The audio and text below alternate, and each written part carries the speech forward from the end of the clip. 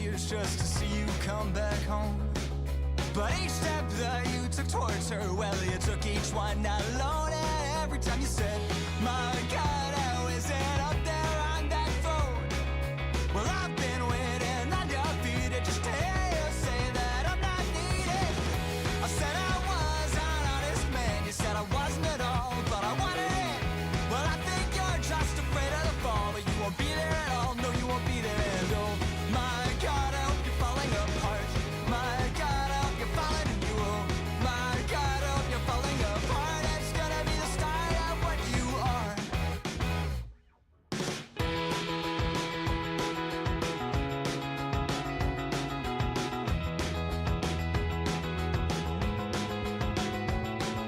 Well, I remember when you said that you hate everything I do.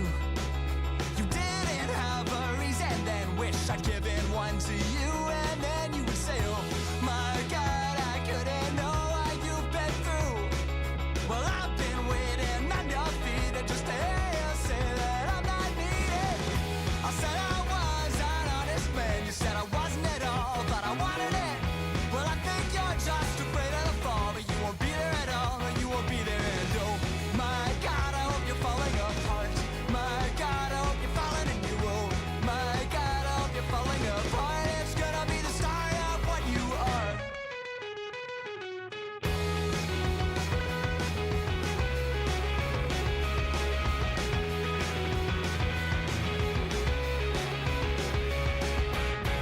I said I was an honest man, you said I wasn't at all, but I wanted it.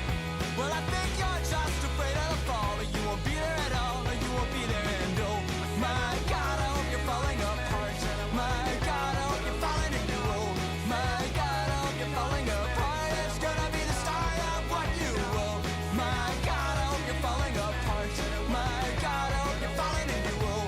My God, I hope you're falling apart. It's gonna be the start of what you are.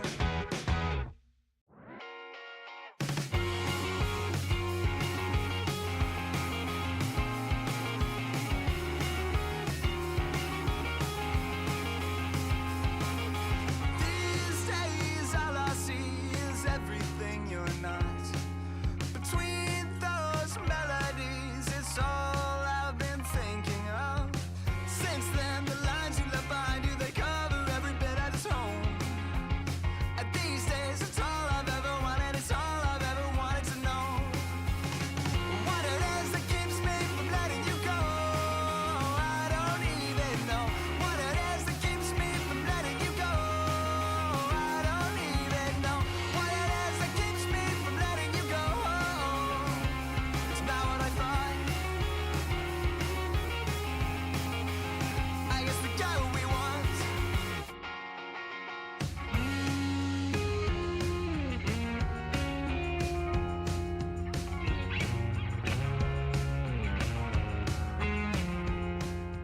These days all I hear are words that I Hi, honey. Hi. Hello. How are you doing today? I hope that you are having a lovely, lovely, lovely Sunday? Is that what day it is? Is that what day it is? Yes, it is. I never check the day before I say I hope you're having a lovely day. It's so funny. But I hope that you are. Let's get a little closer, huh? Let's get a little closer. I feel so far away. I feel so far away. There we go. There we go. How are you? What's going on? I hope that you're having a lovely day. And if not, I hope that, as always, that I can help make it a little better. Today, we are going to be playing a game called the Fermi Paradox. We played this before on the stream. We had a whole story that we went through last time. And we're going back in. A new save. Gonna be ruling over the cosmos and making branching decisions. Trying to guide these species along. So I'm looking forward to making those life-altering choices with you tonight. And I'm sure we're gonna get up to all kinds of fun chats as we often do. Yes. I had a wonderful stream last night, and I'm looking forward to what surprises await me this time. But I've had my coffee, had my evening cafe, and just waiting for that to kick in. But yeah, I think I'm feeling good, feeling great, ready to go. Hope that you are too. If you didn't know what the Fermi paradox is, right?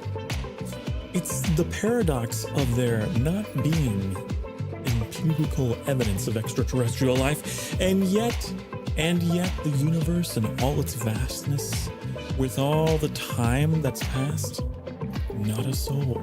That's the paradox. That's the Fermi paradox. I can't remember the scientist's name. What was his name? Fermi or something. Anyways, yeah, that is the Fermi paradox. How can that be true if the other is true?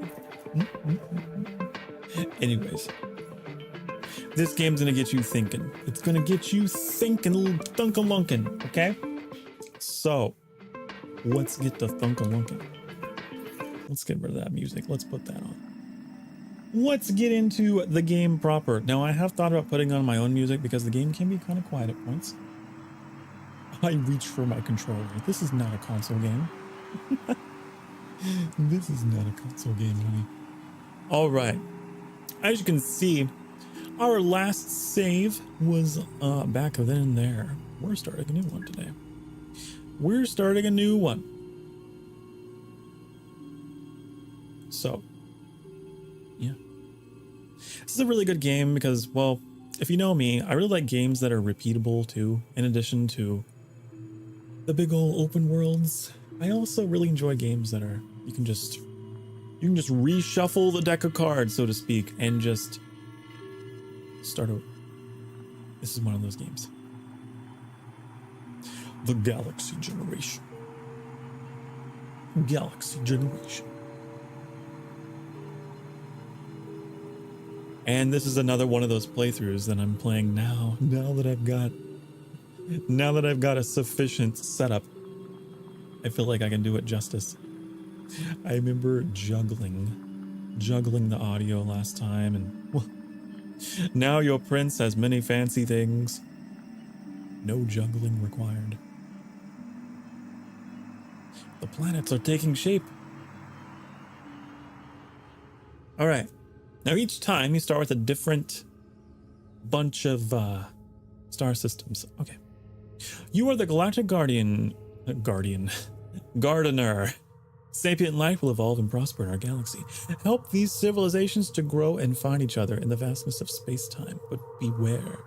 Sometimes you have to prevent them from destroying themselves or others. We don't need a tutorial. No. So this time around, it looks like we got some interesting systems. You don't always get the solar system. I can't remember if we had that last time. I think that we did. We got that. So we got a bunch of interesting ones. Now we start with 50 synthesis. And, well, we're about to spin that as soon as our first species arrives. So you get these bits of flavor text, right? Dynamic wind patterns create marvelous structures in the surface of Kepler-4. A parasitic species develops symbiosis with a major life form. Wow, pretty quick that you would get a species. We got one pretty quickly. In the Kepler system. What do we got going on there? A life form on the primordial world, Kepler-4, started making simple tools and has developed a rudimentary language. But which species will form a Stone Age civilization in the Kepler system? You might recognize this quote. Any sci-fi fans out there? Many were increasingly of the opinion that they'd all made a big mistake in coming down from the trees in the first place. Hello, Vanna Crew. Welcome to the stream, honey. I'm so glad that you're here. So happy to see you. Now, these guys, I think they're my favorite. The Wantor. I like them. They're so cute. They're so cute, and they're a balanced species, so they're gonna have all the science and utopia and resources. They're peaceful. They're not gonna be overpopulated. But as you can see, this is like more in between, more of a challenge. And then you got the unbalanced species, and these ones are the most challenging. But you get synthesis from choosing them. So it's like a thing you're gonna have to kind of balance out the risks to the rewards and whatnots. How am I doing? I am doing wonderfully. Thank you for asking. Thank you for asking. I've had my coffee, and I now have my strawberry crush flavored blood. This vampire is very happy.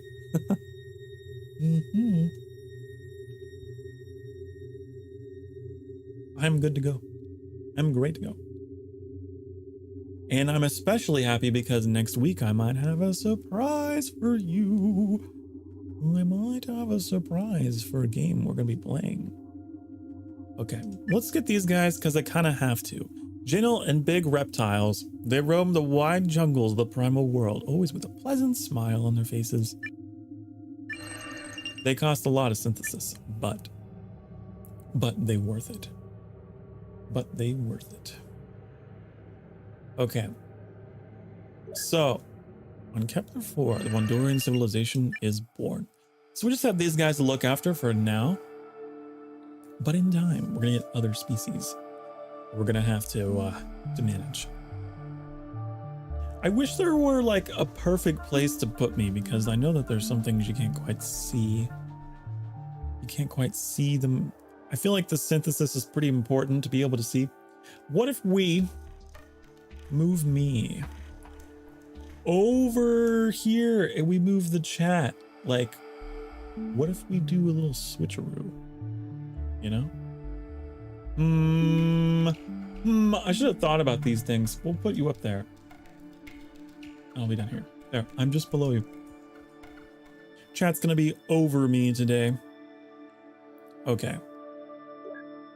There we go. So it's kind of important that you see how much synthesis I have. That's like our points, you know? That's our currency. All right. What do we got going on? Nomadic agriculture. Traditionally, the nomadic Wandor would roam the land regions of Kepler 4, consuming whatever plants and animals they found along the way. In recent years, they've begun to deliberately plant some of their favorite crops as they migrate, hoping to find a reliable source of food when they return. All right, so they're learning how to farm. Ooh, but that's like all my synthesis, you see? This is why I want you to see the numbers, to see the math. I think we should go with just regular development, because that way we actually get something without losing anything at all. And the only other option is the same for nothing. So this is going to allow them to, what was it? The favored food crops of the Wandor do not survive in every climate, but they slowly find a few key land regions where they manage to plant a bountiful harvest. Good for them. Good for them. Good for them. But because they're a balanced species, they should be fine.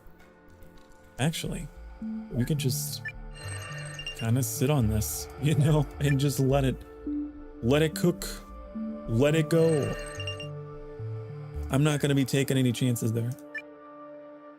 But they look kind of funky. They're kind of funky, but they're kind of cute. They're kind of funky, but they're kind of cute. Wait till you get into the later ages. Once you advance past the Stone Age, they like change their outfits. And like, they'll get to a point where they get all like cyberpunk looking later on.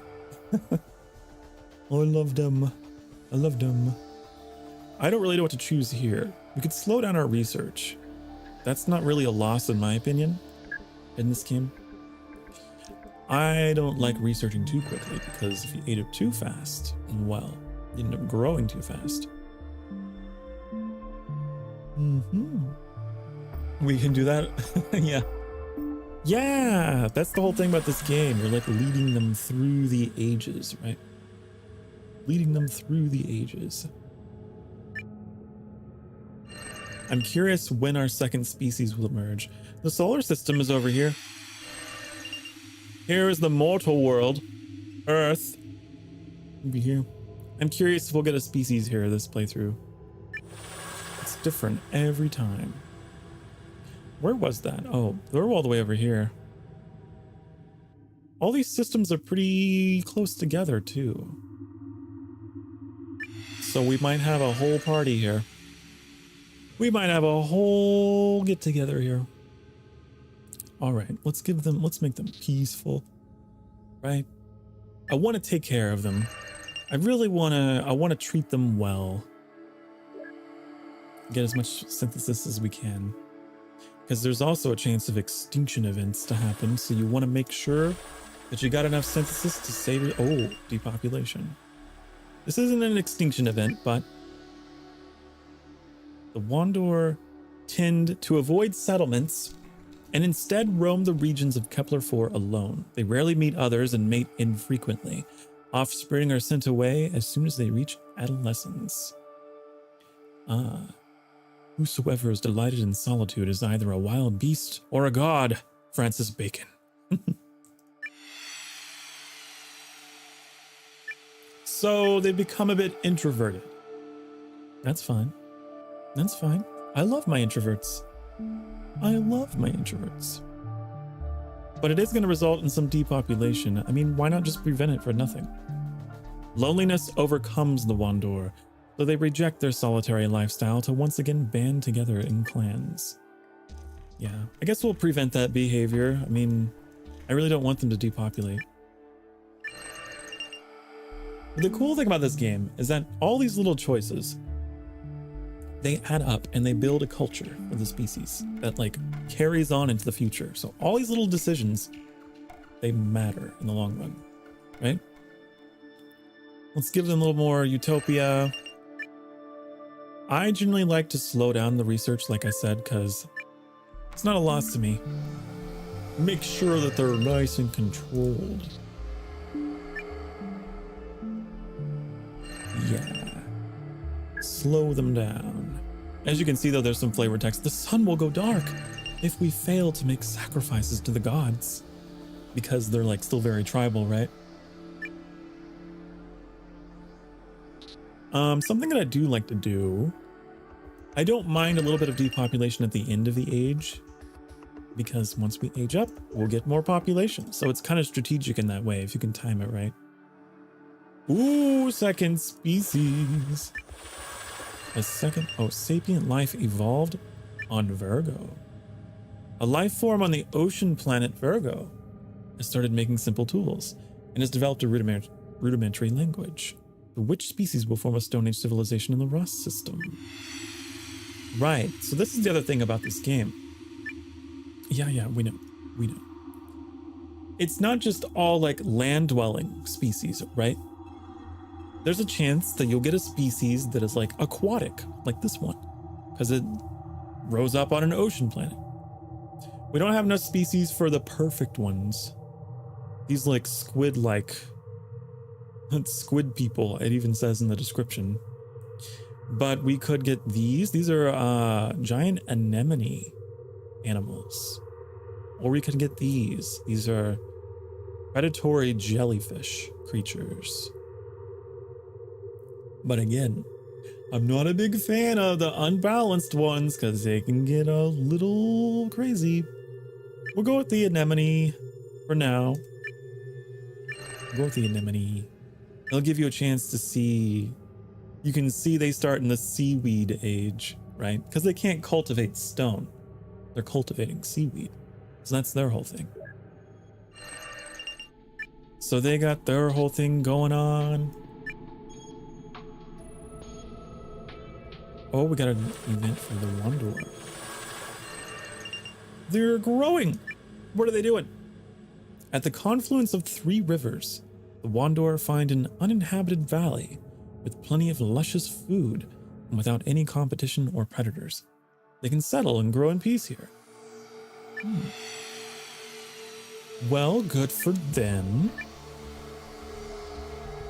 Oh, but that'll lead to population growth right before an age up. I don't know if I'm into that. I'll be honest, I'd rather have them hit a dead end. The Wanderer pollute the rivers, and all the delicious food begins to shrivel and rot. I hate to do it, but I want to keep you guys nice and controlled. I know what is best for you. I do. Now, I could have sworn there was like Twitch integration with this game, but obviously I'm not a Twitch streamer. But I would love to figure out a way to get to a point where we play this game.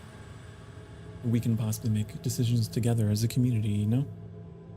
The Wanderer reached the Obsidian Age. Kepler-4 experiences an agricultural revolution marked by the utilization of obsidian and other readily available volcanic materials. These materials advance the Wanderer immensely, as they're perfect for the construction of tools and weapons. Interesting. So they don't have a Bronze Age, they had an Obsidian Age. Look, they got their little backpack. Huh. I'm curious, like, the planet they live on must be volcanic. It must be. So, this is what I was talking about, right? This option is how you get population and resources, which if you time it just right and you're depopulated beforehand, you can get that. But we have this option. You give us wisdom, gives us science and utopia. We have the synthesis to spend. So I think that we should.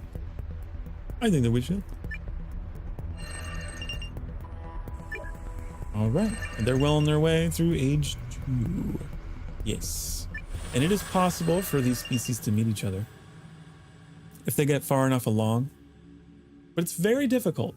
It's very, very difficult because this game goes with like more realistic, I guess, a more realistic interpretation of how alien species would meet each other. You don't have interstellar empires or anything. You have radio signals that take forever to reach.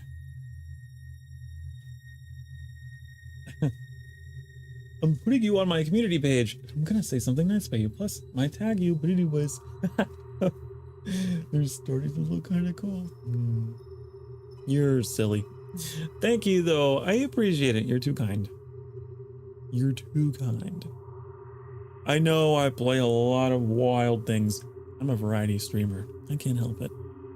I just play all kinds of weird things.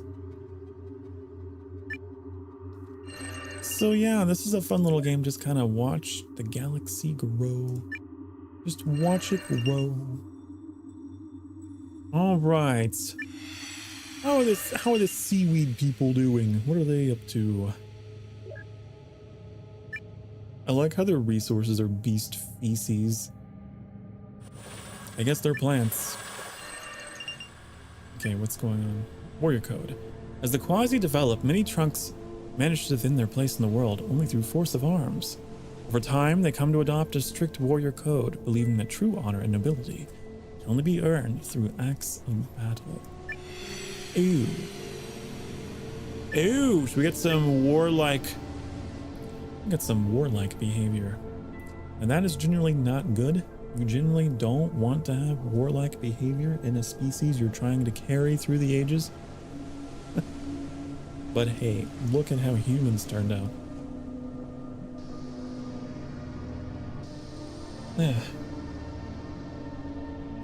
I love variety streamers because every time I join a certain streamer, it games the same game over and over. It loses my interest. Yeah, I'm with you there. That's why I really try to change things up all the time. Not only for you, but also for me, because they can burn me out a little bit. Yeah, this guy lives underwater. His whole species lives underwater. So we need to, I think we should prevent him from becoming warlike. I don't want that. I don't want you to be warlike. However, I'm not gonna lie.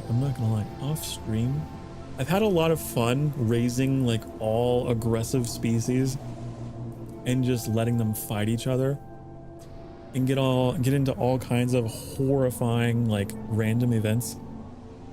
There's a lot of random events in this game depending on how you raise your species. I generally try to be good, but every now and again I want to be a little bad. They got 6% growth.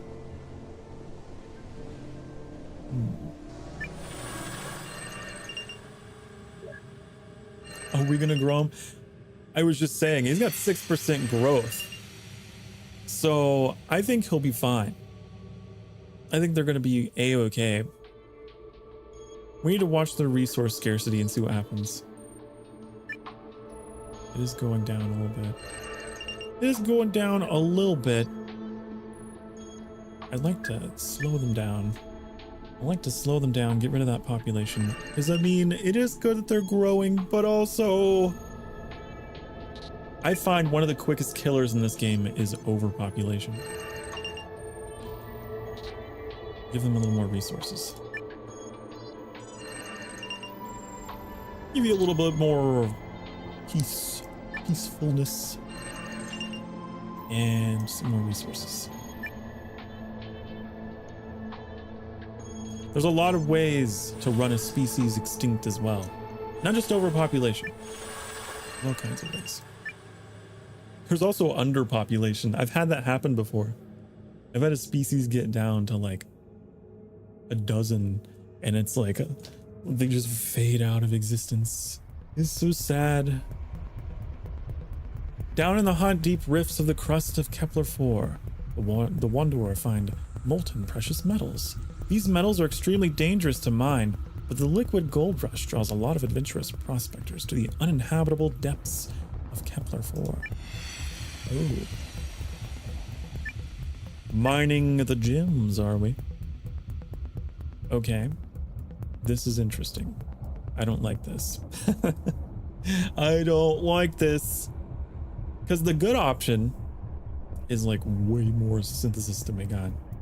This option is going to give us tons of population and take away our resources. So that is a little scary. And then we have this one, which makes them warlike and dystopian, but it'll give us synthesis. So it's a decision between, do we want to affect their aggression and their culture, or do we want to make them, give them more population and dig into their resources? We are at 0% growth. Ooh, it's a hard decision to make. What do you think? What do you think? I want your input. What would you choose to do? I kind of want to see if we can involve some others here while I get my mint.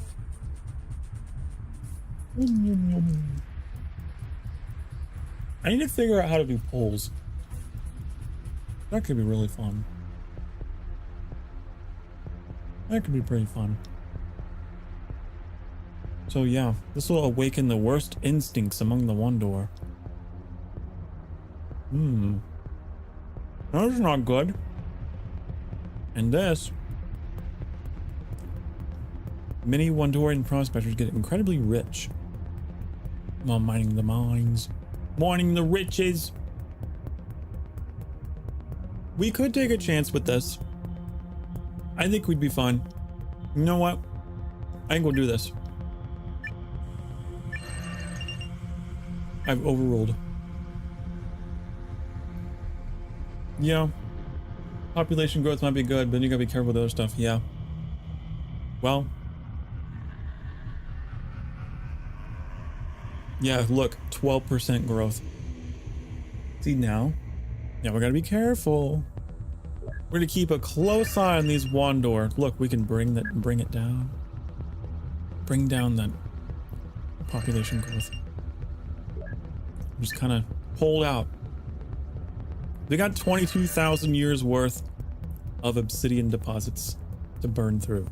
So I think we got more than enough time We have more than enough time.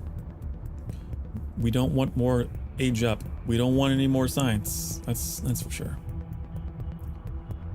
I do like to go check on them. I think you can use arrow keys. Let me see. You can. Okay. That's good. All right, so pick these. Only thing is this game can be a little difficult to manage when you have too many species. I don't know what the max number is that you can have. I feel like I've had 6 going at one point. Okay, let's go back here and see if we got any better ones. You can also take a chance. This question mark. What could it be? More science. That's not good. I'm not gonna panic yet. Because we still got a lot of years worth of resources. What's going on here? The Nightmare Children.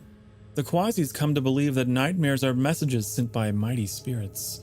In order to receive more such sacred messages, some Quasis begin deliberately traumatizing children, placing them in disturbing and dangerous situations to encourage nightmares.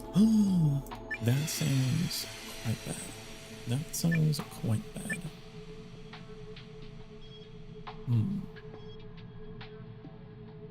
But you're spending all my money. It takes away our synthesis. I like to keep at least 40 synthesis on hand, because if I recall the extinction events, you need that much to get out of it. But I can't remember. We could sacrifice a little bit of utopia. Boy, that's not a good behavior for them. This is not a good behavior for them. It is not.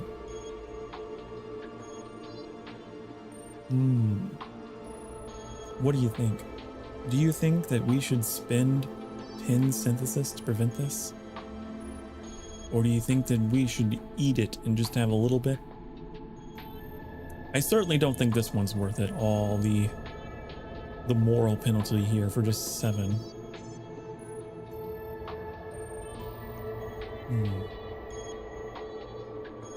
What do you think? Eat it. Let's eat it. Let's eat that cost. While few are able to endure traumatizing their own children, the belief in sacred nightmares endures. A few selected children are chosen every generation to become Night Talkers, each undergoing a horrific upbringing to fulfill their sacred role. Well, that's become part of their society now. At least it's not everyone, but they're leaders. Isn't it? Okay, let's go check on our good friends back here. Just take that one. Oh, I really want less population. I really want to bring the population down. Let's take a chance. Okay, that brought down our research. The will of the gods can only be read in the entrails of animals. You know the really funny thing? The event message for research setbacks in like modern times, I think it's memes. I think it's like misinformation gets spread via memes on the internet or something.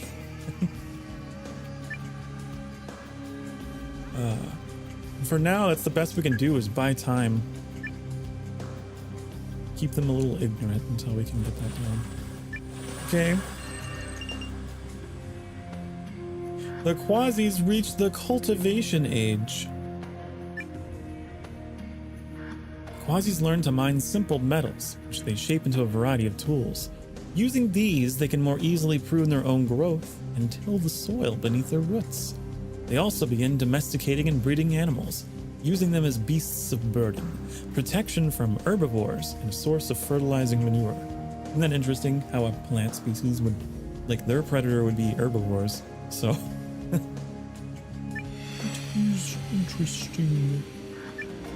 Interesting. Look at them now. The little insects around them. Oh, these are all pretty good. We can go the path of wisdom. That seems like the best idea. I think that's the best idea to go for. Because this will give us more population. And that's a way that you could play a species if you wanted to. It's just, it's very difficult. It's very difficult. I've never managed to play a species that has like crazy amounts of growth. Wisdom. Let's go for that wisdom. That's a good wisdom. Quasis begin keeping records, creating the first system of writing. Ooh. Marking tablets with their own sap. They keep detailed logs of the flora and fauna on Virgo. Cool. Interesting. Interesting. Yeah, using sap or ink. All right, how are these guys doing? They're about to age up. Oh, we could reduce population a little bit there. Not by much. The steel age. The Wandor, very industrious, aren't they? Wandor and Kepler-4 are able to access countless sources of heat to refine metal ore. They start creating strong alloys to construct weapons, armor, tools, and buildings. Hey, as long as they don't start using all that industry to start some world wars, sometimes they do. Sometimes these species do. It all relies upon, you know, their harm potential, their like capacity for war, and then like their ethical values. They're pretty utopian though. I think they'll be fine. Wisdom is like all of our synthesis. Wisdom is like my favorite thing to do. It's the most peaceful path. But, ooh. See, now we gotta make a hard choice. Now we're starting to get into the game. We gotta make some kind of challenging choices here because this is gonna give us even more population growth. Which...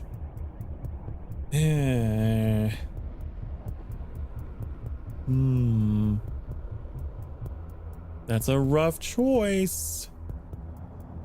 This would make them more warlike and dystopian. They start making weapons and armor from steel.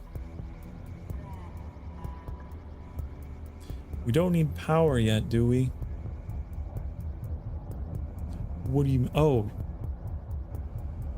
you mean this. Okay. Power. Yeah, this is just this is the military path. It's that kind of power. Like power, like strength, not electricity. This would make them a little more militaristic. We would get 10 synthesis. Oh, we'd have a lot of synthesis to sit on. So, what do we think? What are we thinking? I want to be a little more democratic. I want to be a little more democratic with these decisions here. I want it to be your guys' playthrough.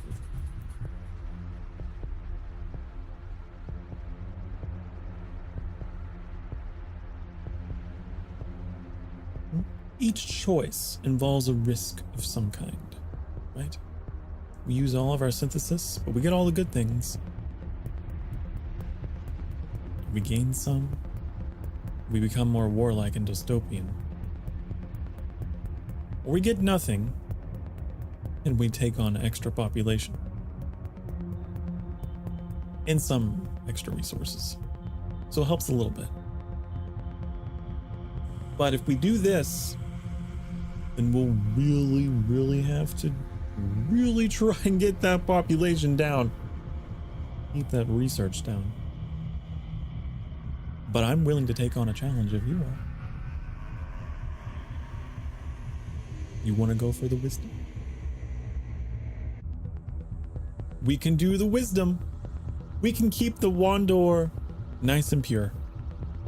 Pure of heart and mind. You know, if that's the way you want to go, let's do it. The sages push the boundaries of alloy use and develop multiple new applications. Through the creation of printing presses and alchemistic laboratories, They're able to research the secrets of the primal world in much more detail, and their findings impress and inspire the wanderer.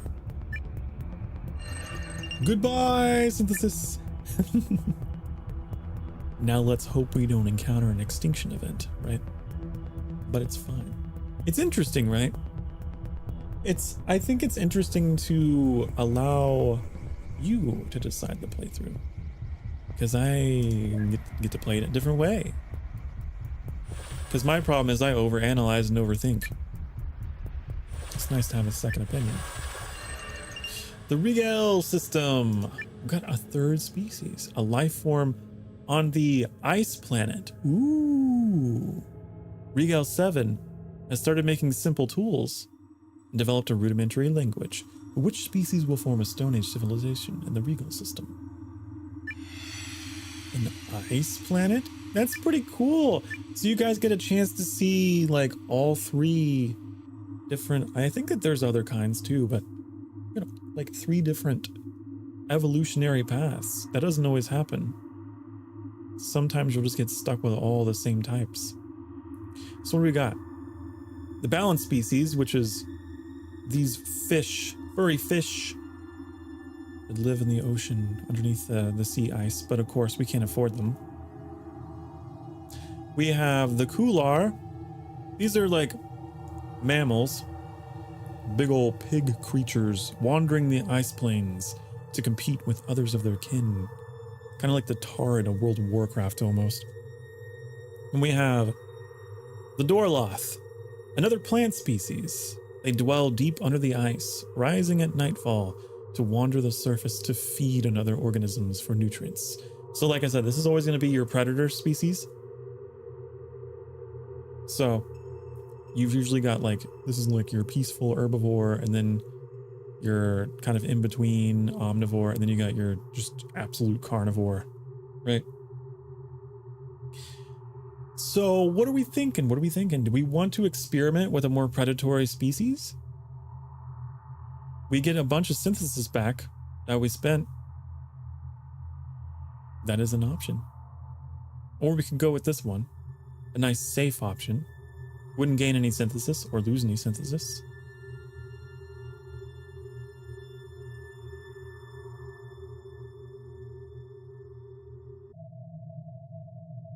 Just about to do that one. Which one? This one? The Kular or the Dorloth?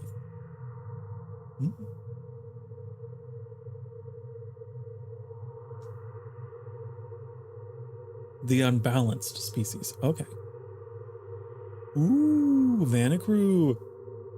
I like your style. You're risky. You're risky. Okay.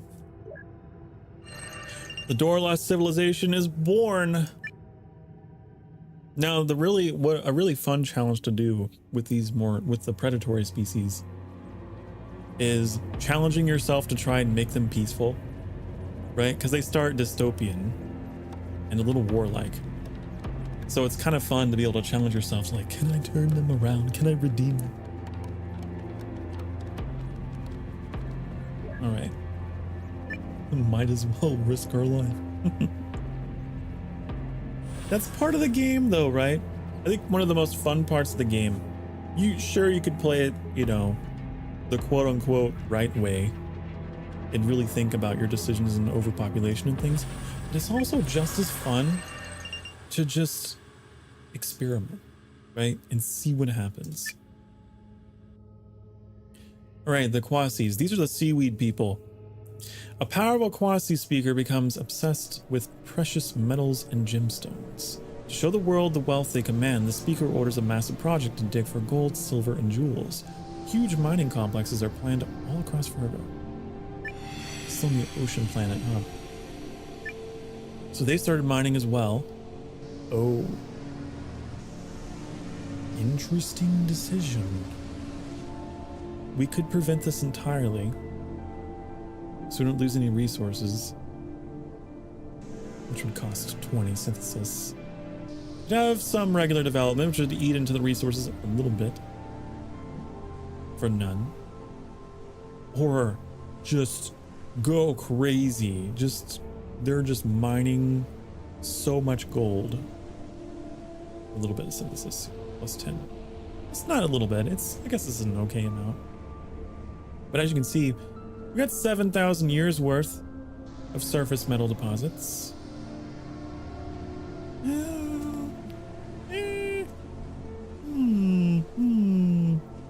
6% population growth.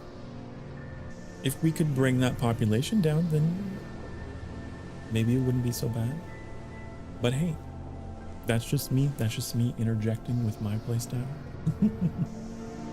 What do you want to happen? You want to prevent them?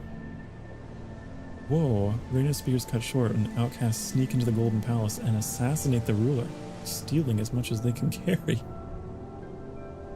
The planning of the Golden Speakers shines brilliantly. Countless precious metals and jewels are transported there from all over Virgo, where they inspire a trend. No leaf speaker is truly respected unless they're wearing so much gold they can barely move. Wow. That would make them very greedy, huh? I bet this would turn them very greedy.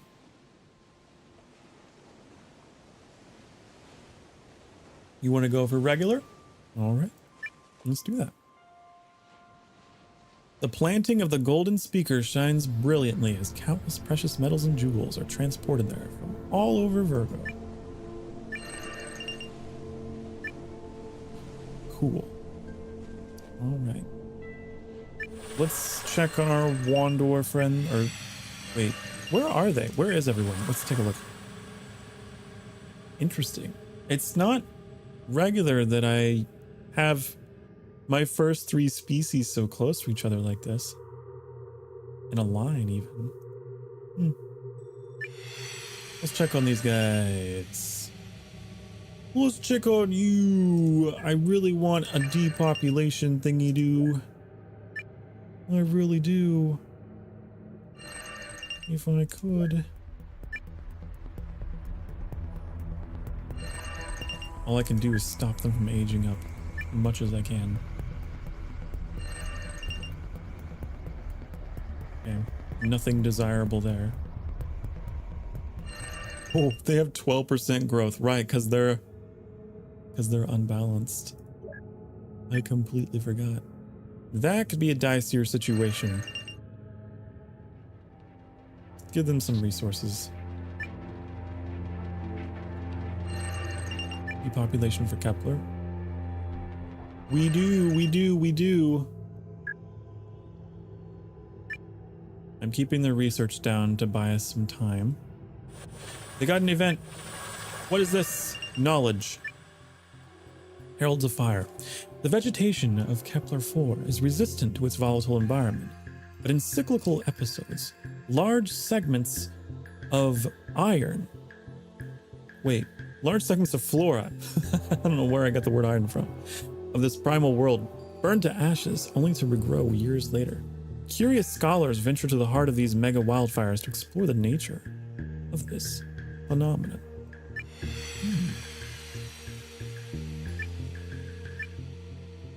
Oh.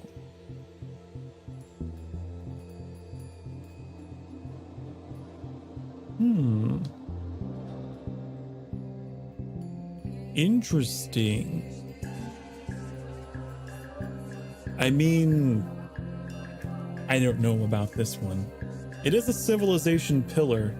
This, like, you'd basically have them worship the fire. Or, wait, the annual fires attract prophets and fortune tellers who slowly convert the scholars to a new faith, praying to fire gods. Well, then what is this one? Scholars settle in the heart of the conflagrations, wandering from blazing wilderness to blazing wilderness. The so-called fire heralds become one with the all-consuming element and share their knowledge with all Wandor.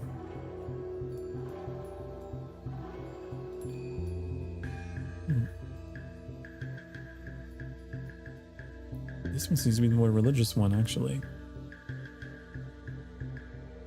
Because if we get this, we will get closer to aging up.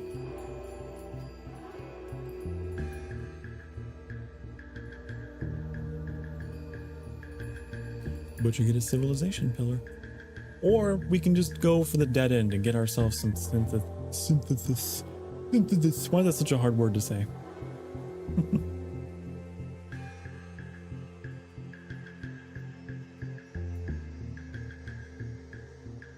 Do we want to age up? Yeah, that's the thing. That's the thing, right? Aging up is if you can make the right decisions, it's okay. It really depends on, I don't know. I think regardless of your choice, when you age up, you do gain some growth.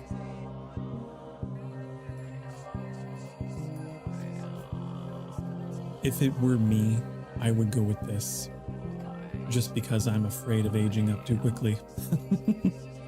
Just because I'm very overly cautious and I want to make sure that they're ready for that age. But if you just want to blast off to the next stage, let's go for this dead end though. The sanctuary has spoken. Clang clang. I need like a gavel sound. All right. I'm keeping an eye out for depopulation. I really want a depopulation. Sometimes they appear out here too.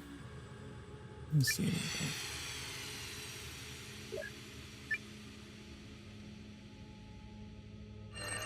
Here we go.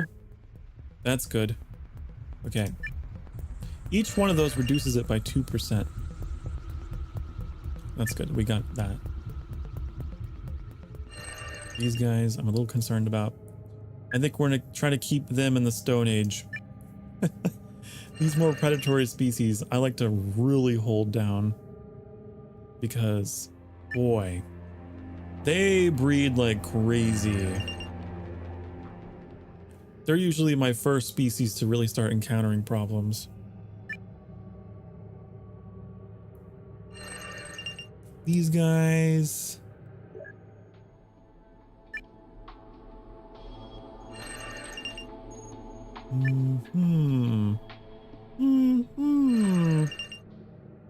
We could take a chance on some of these question mark looking ones.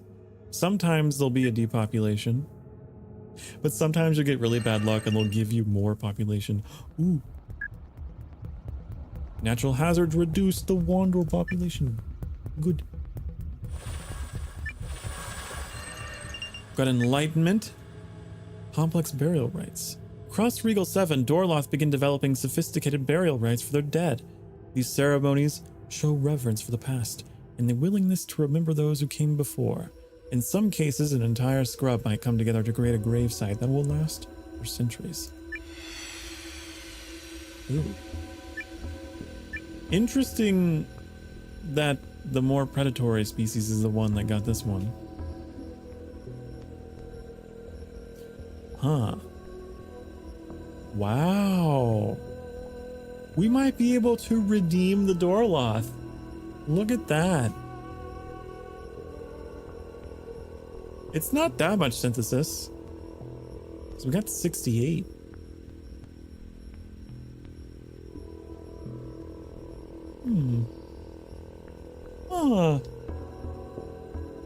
Very interesting. Very interesting.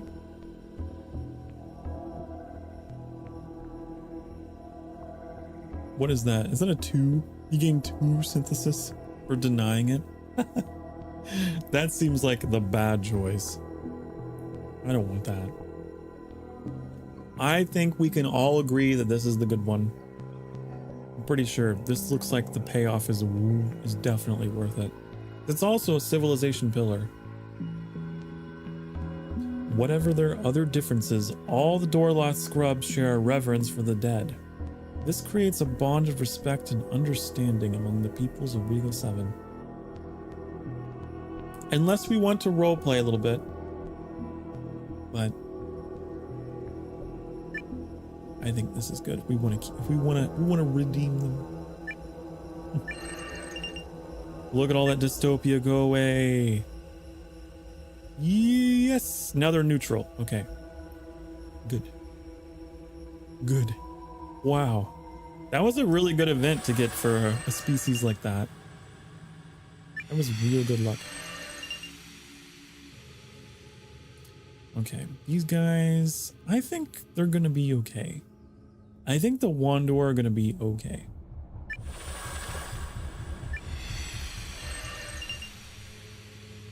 I think they are.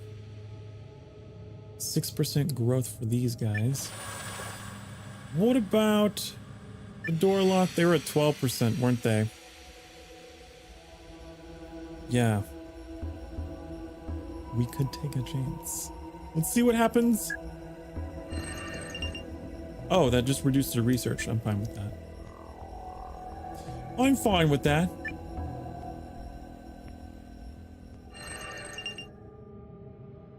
Any depops? I like my depopulation. I do. There's one for them. I'll take it. A devastating insect plague. So sad, but guess what? It's for the greater good. It's for the greater good.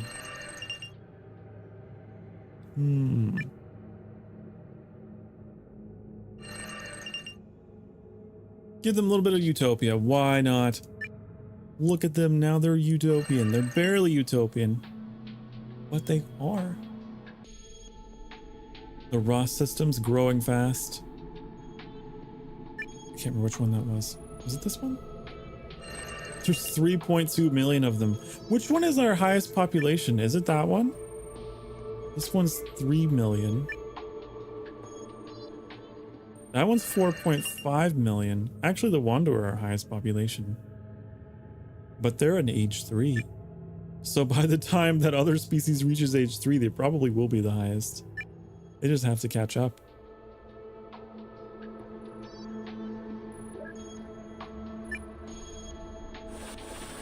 There they go.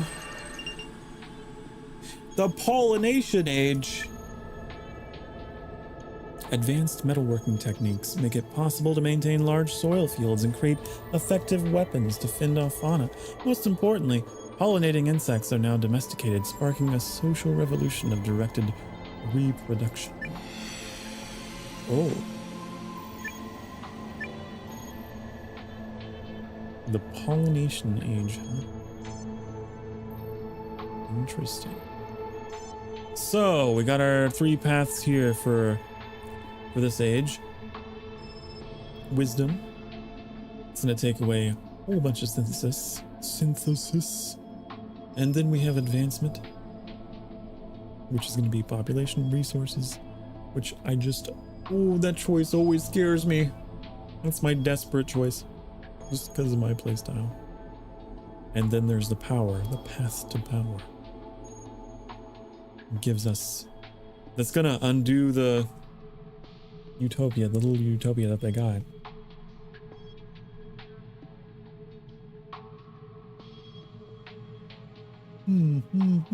Decisions, choices to be made. Choices to be made. What are we thinking? Wisdom, advancement, or power? It is a hard one. This is hard. That's what she said. Sorry, I saw the opportunity. I had to take it.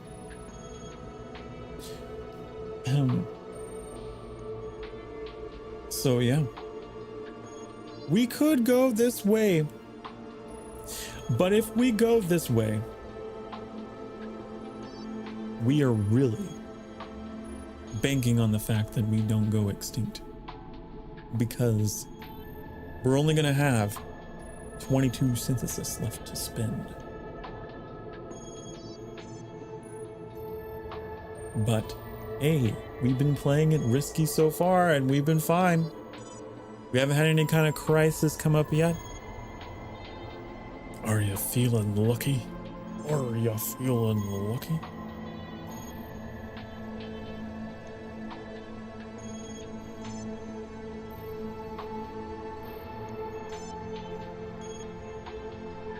I actually wonder. This is just a side thought. I wonder how the poll stuff even works on YouTube. I've never even messed with it before. I have no idea.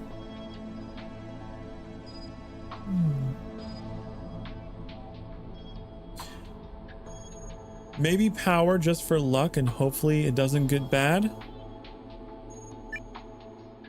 Interesting choice. Interesting choice. Selective breeding creates a warrior class bristling with thorns and protected by thick bark. Lethal leaf cutter insects are domesticated for use in battle. Interesting. The plants have learned how to make war in their own unique way. So they're a little dystopian. They're a little dystopian. But maybe there's a chance to reverse it. See, right here. We can undo it. We can undo that. I'm generally going to try and course correct our species as they veer off. But if you want any of these particular species to be a certain way, then I won't mess with them. If you really want like a dystopian species, then I can let them become dystopian. I'm just trying to balance things. Community makes the decisions, and I will click on the things here.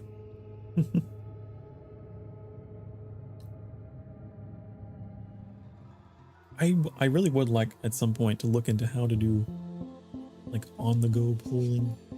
I think that'd be so cool. This would be such a cool game to do that with, wouldn't it? Maybe my next break, I'll take a look at it. Okay, what should we do? You only got almost 1,000 years left. They might run into a resource scarcity situation. That's what I'm thinking. I'm thinking we keep our focus on these guys for a little bit. Although, you could make the argument. We have a lot of synthesis. Uh-oh. Hey. Vanacrew, you made a good decision. You made a good decision because we have a lot of synthesis. We can prevent this. Swarming insects breed unnaturally fast. On Kepler 4, they gather together in huge swarms and target crops, animals, and Wandor alike.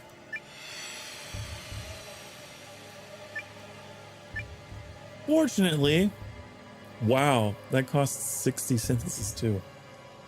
So it's a good thing we have that. So as you can see, just to let you know how the extinction events work, you will usually have these three choices. You'll have close call, minimal survivors, or complete extinction, right? It's pretty self-explanatory. Minimal survivors kills almost everyone, lets them continue if you don't have the synthesis. It also sets them back in technology.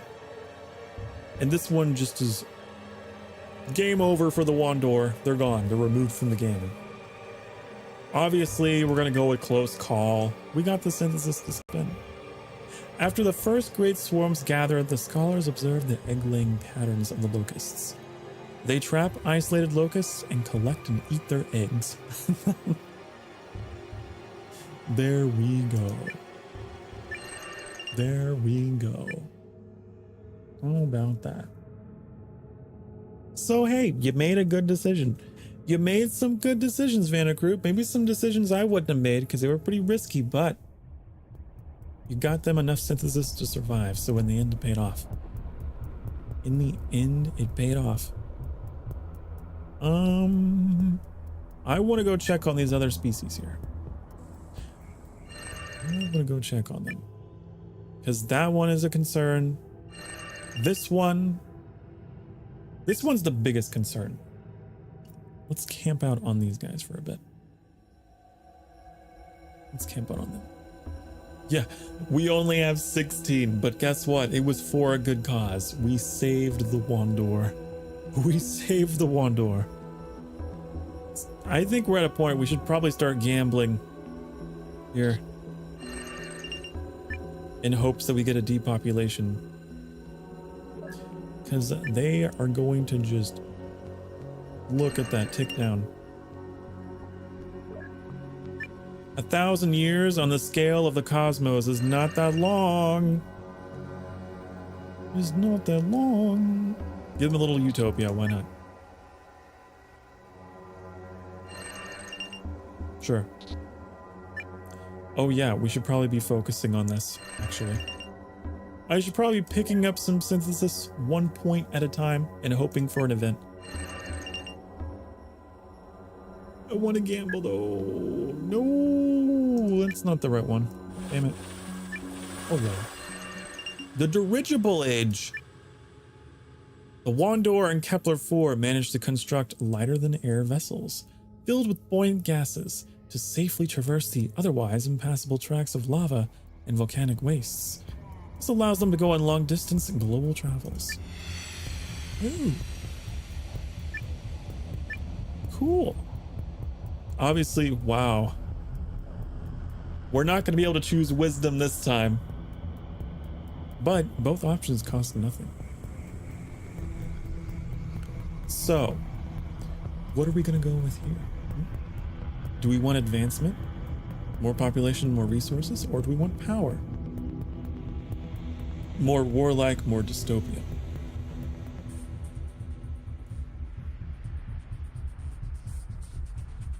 We do have a lot of utopia. You have 32%. So they become a little more warlike, but... Or would you prefer this one?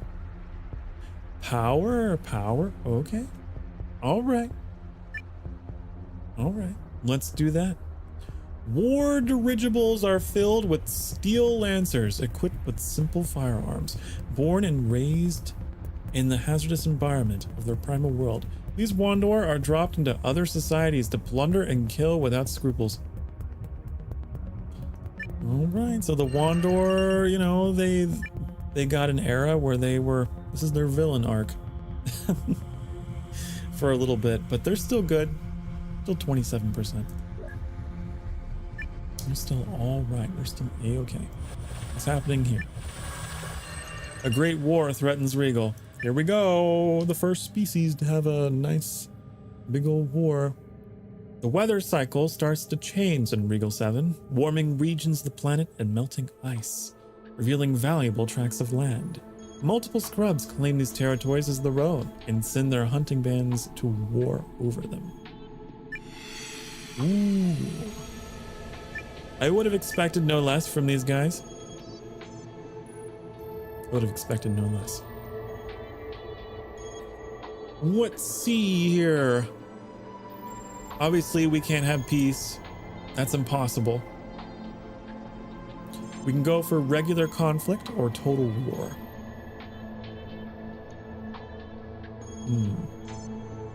This is an interesting one. Because you could make the argument this would be a good way for depopulating them. I don't know if it would be... I don't know if it'd be the best idea, because it also tears into your resources. I don't know. I've never really played the game in that way. And there's also just a regular conflict, which would just do a little bit. Still quite a lot, though.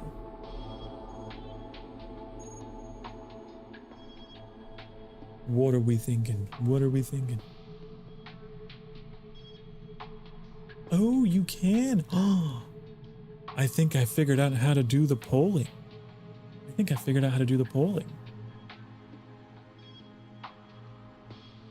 Do we want to experiment? I'm just going to run a little experiment here. Is it only yes or no? I can't do 3 options. Oh, I can. I can. Cool. I'm learning things. Father is learning. So, Let's just experiment. I know like we're a very, very small community, so polling doesn't really make much sense at this point. But I just want to see how this works, okay? You're my tester, Vanicrew. You're my tester. What's this do? What does this do? Yeah. Show me what happens. I'm very curious how this works. I've never used it before.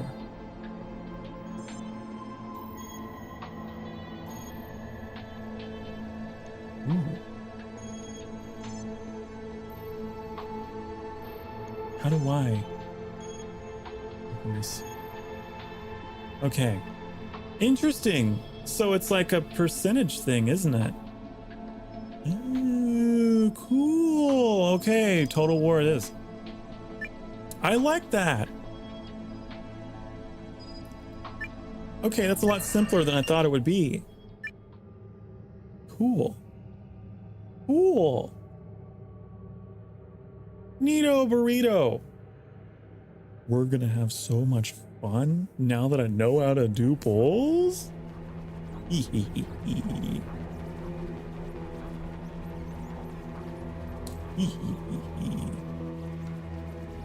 like that a lot because now that's good for the lurkers as well, right? They don't have to feel the anxiety of having to chat to voice their decisions. Hello, Shezzy. Welcome to the stream. Always nice to see you. We are guiding the species to oblivion, apparently. Well, this one. I'm not so sure about this one. They got 426 years left of resources.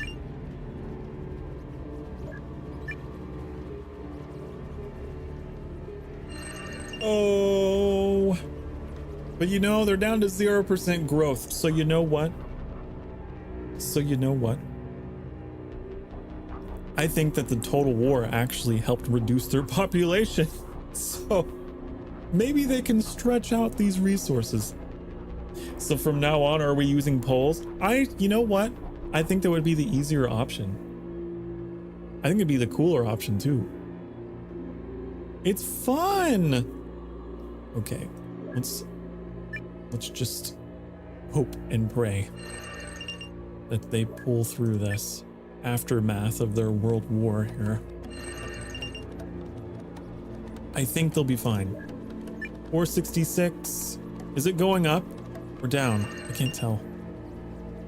I think it's stable. 466. I think they're stabilized. We have stabilized them through Total War.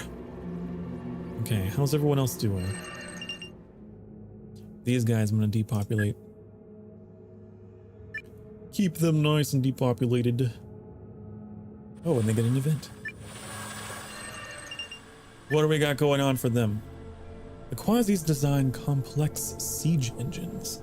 These hulking giants can hurl simple projectiles over long distances, punch through city walls, and circumvent other fortifications.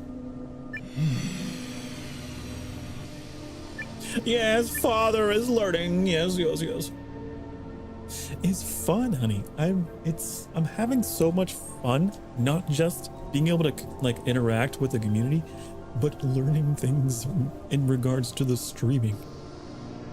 So like, oh, I could do like which one? I can add as many options as I want. This could be prevention. This is regular development. And this one is salute power. Boop. How about that? Oh.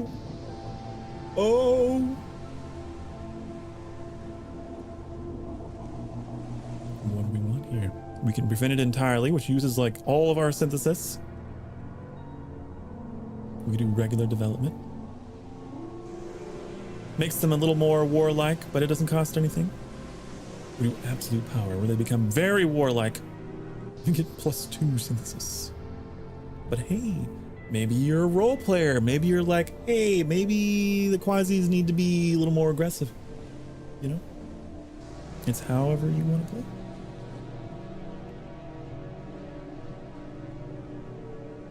Absolute power. Looks like... How do I keep this open? Can I just... There we go. We have a single vote in. We have a single vote for absolute power. I wonder who could have voted for that one.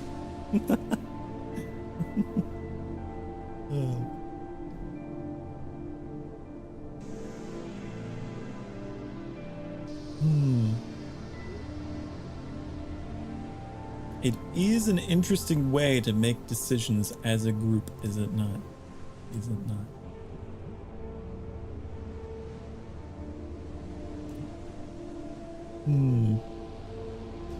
So this would be an interesting decision.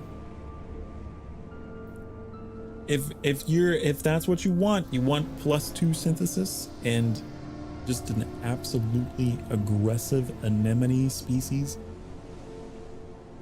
If that's what you want, that's what you want. The only problem I think that I'm gonna have with the polling system, right, is there's no way of knowing. There's no way of knowing like how many you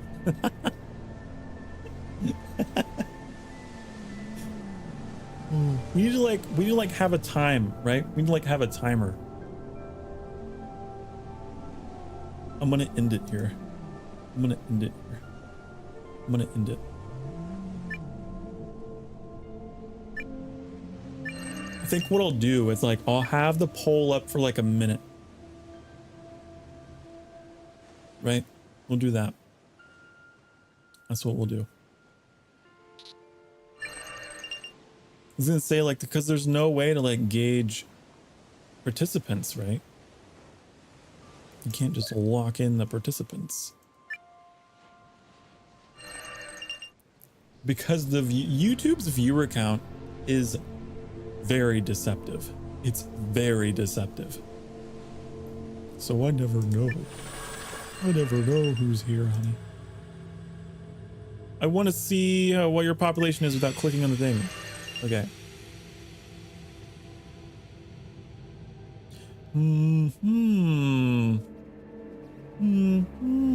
Interesting. You know, I'll give you a little bit of utopia. I'll give you a little bit of paradise. Give you some resources because you're not looking so good. Yeah, get those resources up there. Yeah.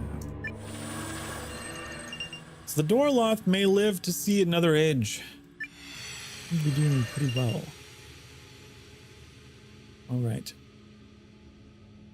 These guys. I'm going to give you a little bit of utopia. Just a little bit. Just a little bit. Just a little bit.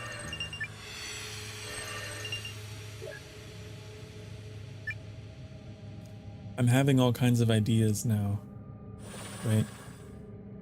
In my head for the polling system. I didn't know it was that easy. A great war threatens Kepler. Uh-oh! Peasant rebellion. With the rise of urban centers, the poor rural peasant class on Kepler 4 suffers and is falling into serfdom. They rise up against their feudal lords and try to defeat the well-trained noble armies with their dedication and overwhelming numbers. Oh no! The peasants are rebelling! The peasants are rebelling! Oh... Oh no! The peasants are rebelling! I love that I can type in whatever the hell I want to. That's fun. So we have peace. We have regular conflict. And we have total war. Boop. Oh no! The peasants are rebelling!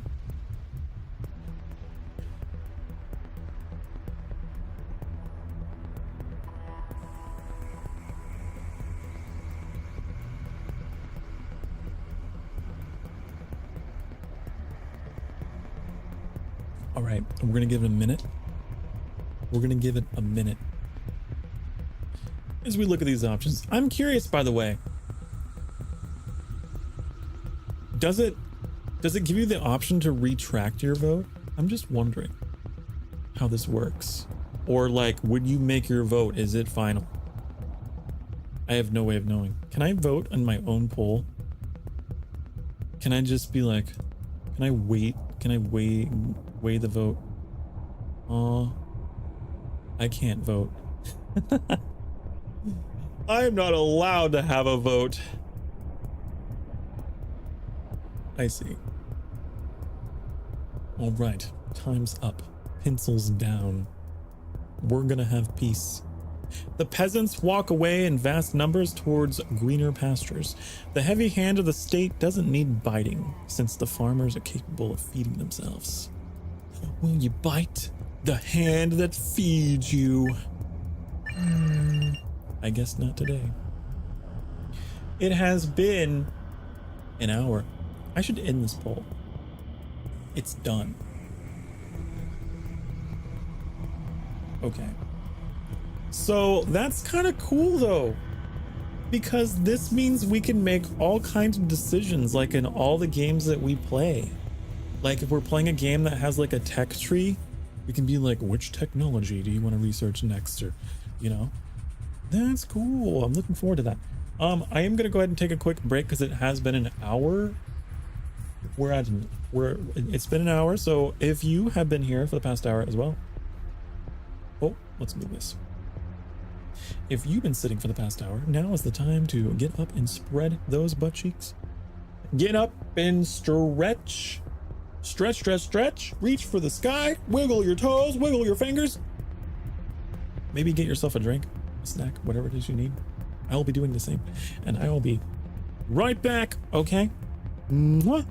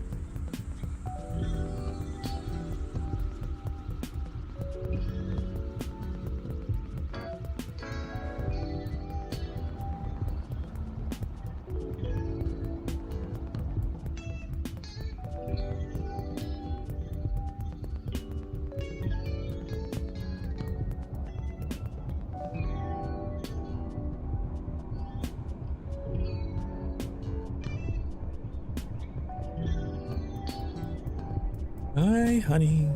I'm back. And I have chocolate. Chocolate is delicious. Nom nom nom. Nom nom nom. Nom nom nom.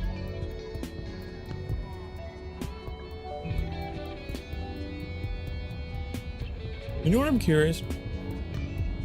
What is the difference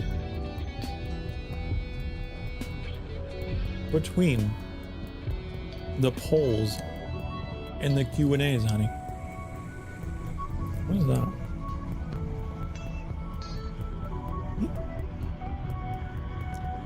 For example, if I were to pose the question, is chocolate delicious? You know, maybe a little thinking emoji. Is chocolate delicious? What does this do? What the heck does that do? Does that break my chat? What does that do? What is this?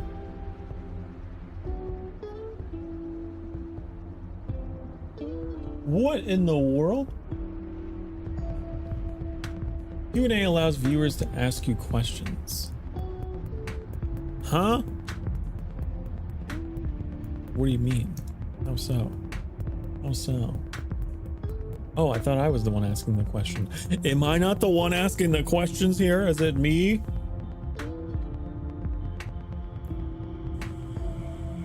Weird. It like adds a separate chat that I can see. How strange. That's so weird. Oh. Oh no.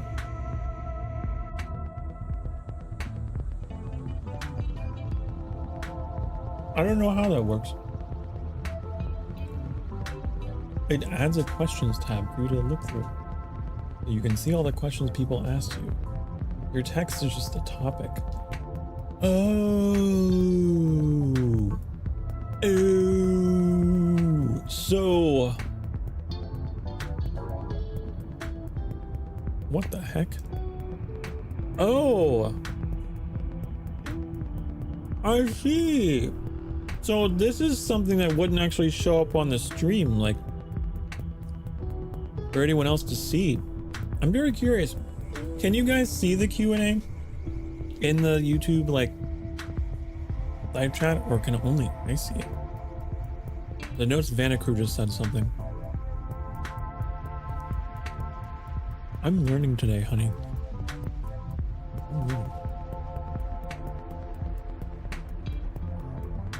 I wonder if it's visible to me or to everyone.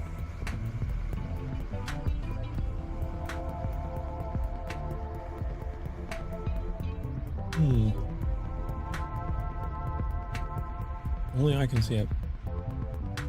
It doesn't even give you that tab as a moderator? Interesting. So this is like completely not anonymous, but like anonymous in the fact that no one else would know what anyone else is saying.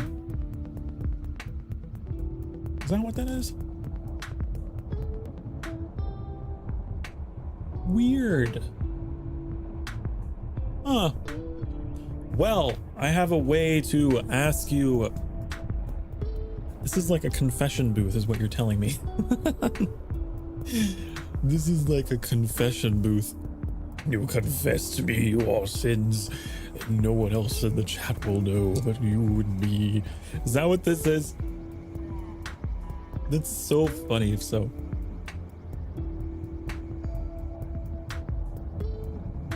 Oh. Okay, well, that was interesting. Let's end that.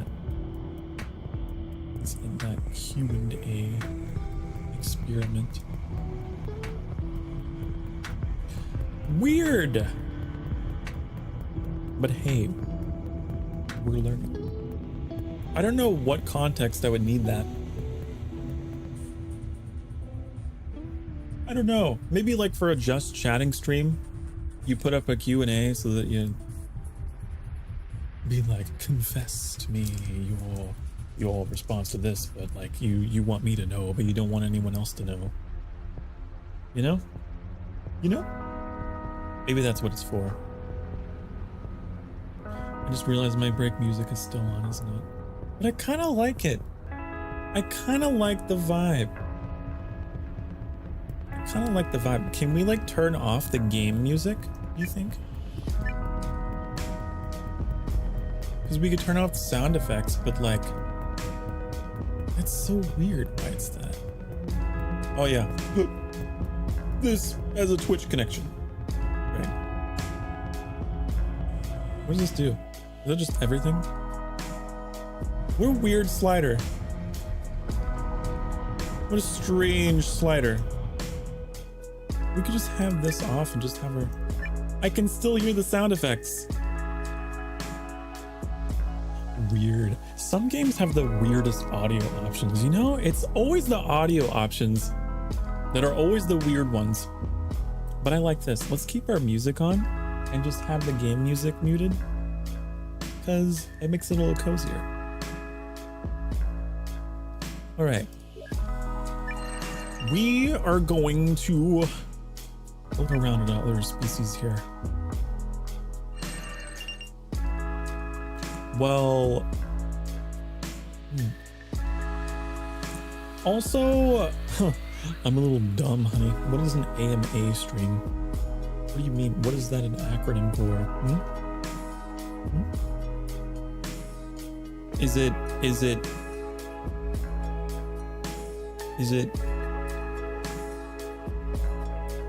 I don't know. I was trying to think of a really weird acronym. Ask me. Oh, that makes more sense. I see. Oh, that's something to keep in my pocket for the future, because I was telling Shazi last night. At some point, I would like to get to the point where I become more of a chatting streamer. It's kind of interesting. All right, back to the quest at hand. Back to the quest at hand. Managing these guys. Let's see here.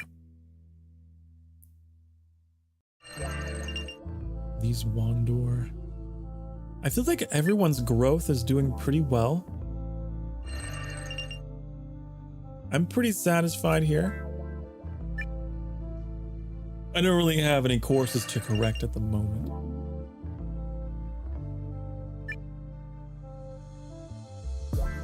My main concern right now is the amount of synthesis that we have. We need quite a bit more, don't we? Because we've gone up and spent it all. We've gone up and spent it all. Maybe some utopia back a little bit. Let's get that synthesis. Let's get it. Let's do it.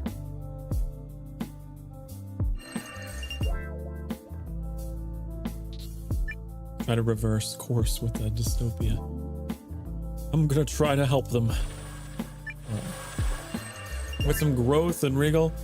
The Dorloth have reworked the natural cave networks of Regal 7 so they can be used as storage and cooling facilities for hunted and gathered food. They're now able to prepare for harsh seasons and food shortages. Oh.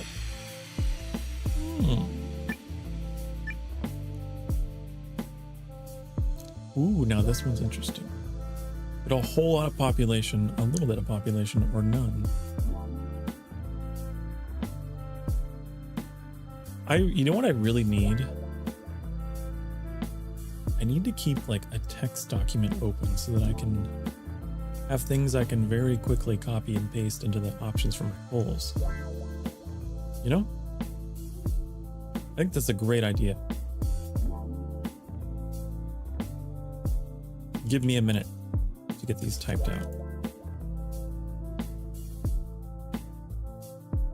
Okay. Ask a question optional.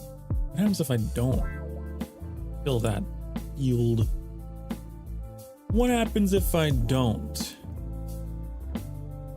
What happens if I just...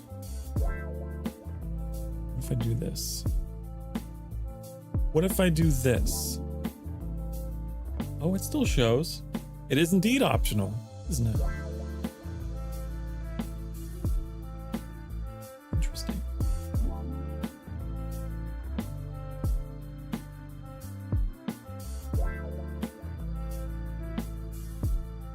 Cool. Cool. We'll give it a minute. Give it a minute, make sure. Because like I said, I could never tell. I can never tell. I can only go by the time. I wait a minute. And then we go. Then we go with whatever is 100%. So you're wanting to go with dead end, huh? The caves are too fragile and quickly inhabited by rodents. The stored food is lost. The rats have their vengeance, hmm? I see, I see. All right. I guess that's what we'll go with. I guess that's what we'll go with. Oh, it shows the results too. I just realized. Now, can you guys see the results? Or is that just a me thing? I wonder. I figured you would be able to, but I don't know.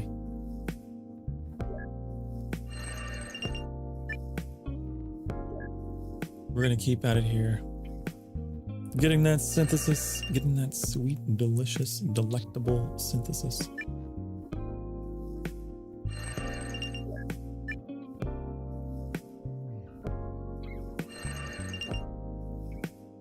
It'll be interesting to see as well whether these polls remain in the replay. I don't know if they will. So much experimentation, so much science to do. Fun for everyone. We're just kind of coasting here, getting all the synthesis that we can until the next event. Another species. Interesting. A life form on the swamp planet. Ooh, so we got a swamp planet now. Tau Ceti 3 has started making simple tools and has developed a rudimentary language. But which species will form a Stone Age civilization in the Tau Ceti system? What do we got? What do we got? What do we got? We have the Rama. These tall, intelligent plant creatures undergo countless stages in their century-long life cycle. We have the Odo, aggressive ape creatures in colorful fur. Their packs traverse mountainous regions with ease. Then we have the Maru, sneaky, sightless, and cool. These bands of small raptors plague the vast jungle forests. All right, so these are our choices. We're gonna have, again, I want to put these options into a text document so that I got them ready to copy paste. We got our standard species and our unbalanced species. All right.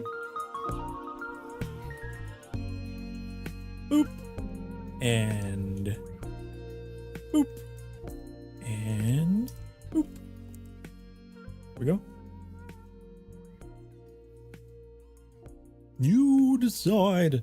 I think this also helps with the stream delay, because there is a slight stream delay when we're chatting. So with the poll, it's a lot more solid, you know?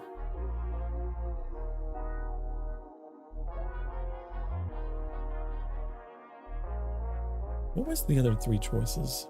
For the age ups and like wisdom. I'm gonna have these prepared for later. Wisdom and advancement.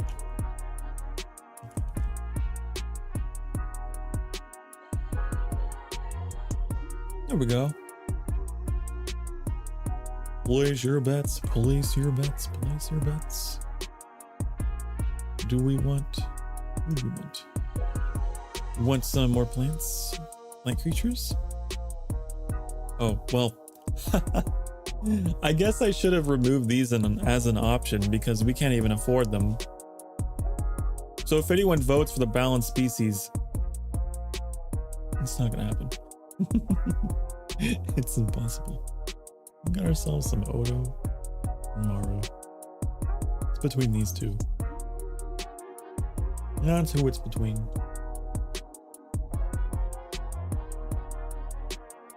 I'm thinking here myself. See, I'm thinking here myself, and I'm thinking, these are the noises that I make when I think. I go,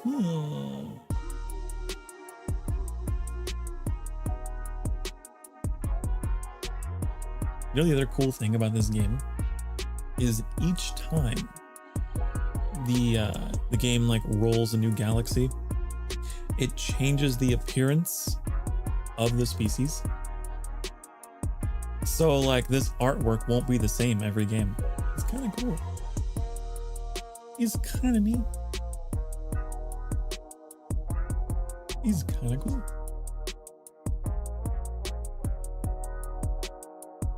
I really love that I've figured out how to do this. So you want the raptor, huh? You want the raptor. Is that what you want? I mean, maybe. Just keep in mind. Just keep in mind. They are unbalanced. I will end this poll and I will decide for you. That's the thing, right? I don't think we're quite. Maybe someday. Maybe someday. Someday we'll have hundreds of viewers vying for the vote, right? But it's okay if you don't, honey. I'm just experimenting. I am experimenting with features today. Quasi's domains. The old folktales of the Quasis, about animal-like spirits that help out common people in need, slowly gain in popularity. The idea that familiar helpers can be called for spiritual aid becomes a religion on Virgo. Oh. I see.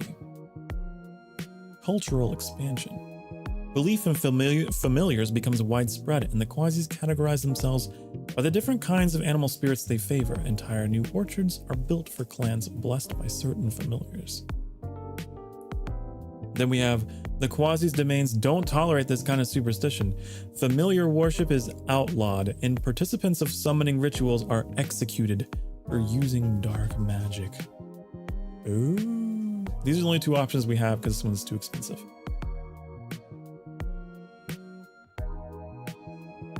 So,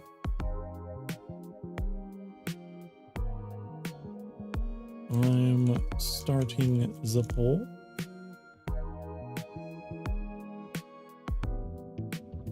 Kaboom.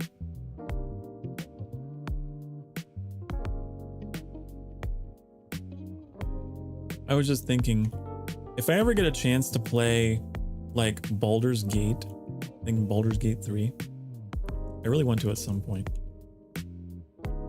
Wouldn't this be a cool way to like decide on things together? Like turn-based games in general? I think it'd be pretty cool.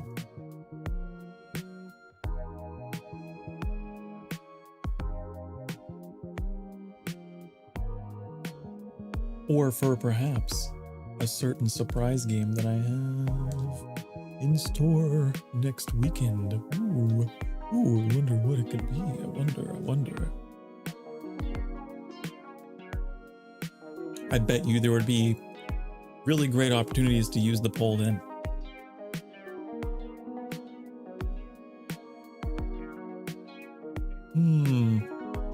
This one's interesting. This is an interesting decision though, because this would result in probably a more religious species.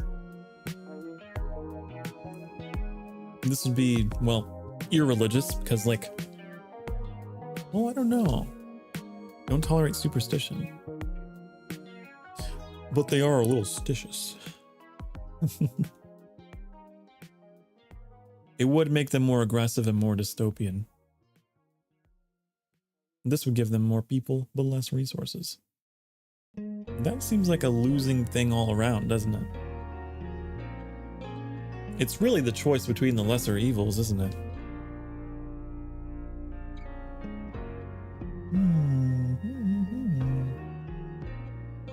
You know what else I wonder about these polls? I wonder who's allowed to see them. Do you think it's available to all of my viewers? Or if it's, you know what I mean? Maybe I'm overthinking it.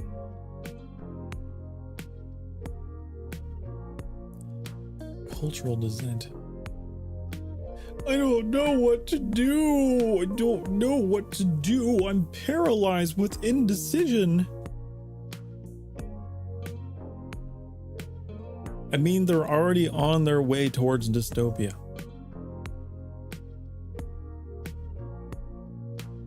But oh no, I don't know. Option A, option B, option 1, option 2, option that, option this.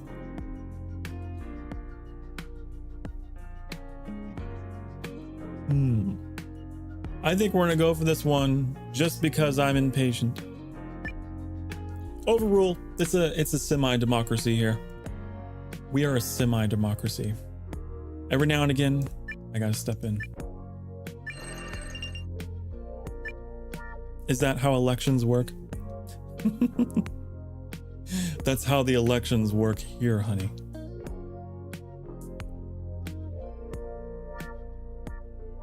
All right.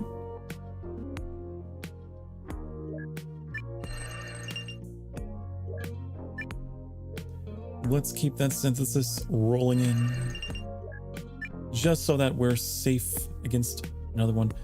And I realize that that last extinction event was wasn't it 60? So maybe we need 60, not 40 like I was thinking. Before I take that depopulation, I want to see how the others are doing. Wow, I forgot about the raptors. Right. We should probably be focused on them because they are fresh. They are fresh out into the game. They're gonna need some help. They are gonna need some help.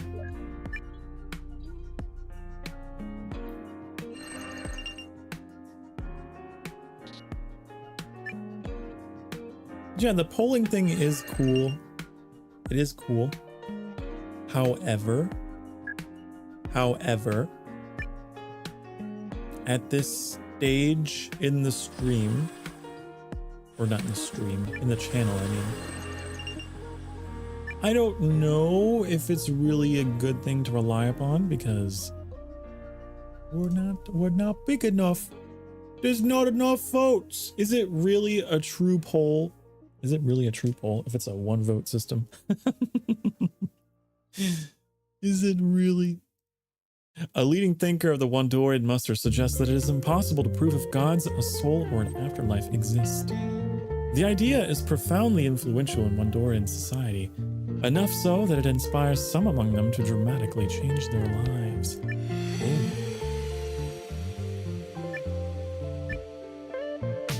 So we can prevent this. Though widely discussed, the idea remains purely a thought experiment and has no impact on the life of the typical Wandorian. We can have regular development. As the theory becomes widespread, even most non-believers begin to carefully follow the doctrine of an established religion, just in case.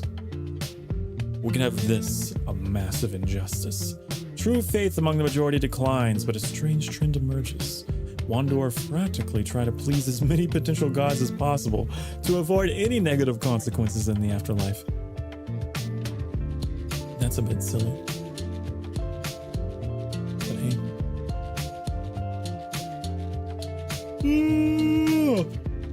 I need drink.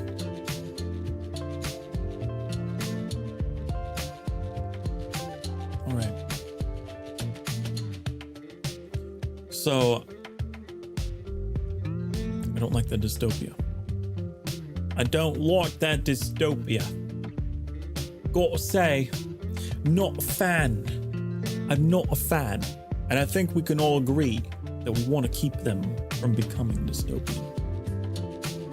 I think we're going to go back to becoming a dictatorship, okay? Okay? I don't think that the sanctuary is there yet for the use of polls. So I am resuming my dictatorship over you all. But if you would like to weigh my decision, then you can say something in chat. Because I don't think it's worth the effort of setting up a poll every time. Not quite yet. Maybe someday. But it's cool that I learned how. I learned things this stream. Alright. The Wandor are doing wonderfully. The Wandor are doing wonderfully. I made a pun and I didn't even realize it. Okay. These guys. Let's gamble on them, take the thingy do and see what happens. There we go, depopulation. Good. Bring those numbers down. Bring those numbers down. I don't know if I've ever played with the raptors before. I don't know if I've ever gotten them. If I have, I don't think I've gotten them that far technologically, so that's kind of cool. We got pretty lucky with all of those. They were all depopulations. Alright, Dorlost Scrubs. Sacred Prey. The Hunter-Gatherer Society of the Dorlost has created a calendar that names each year after a key prey animal.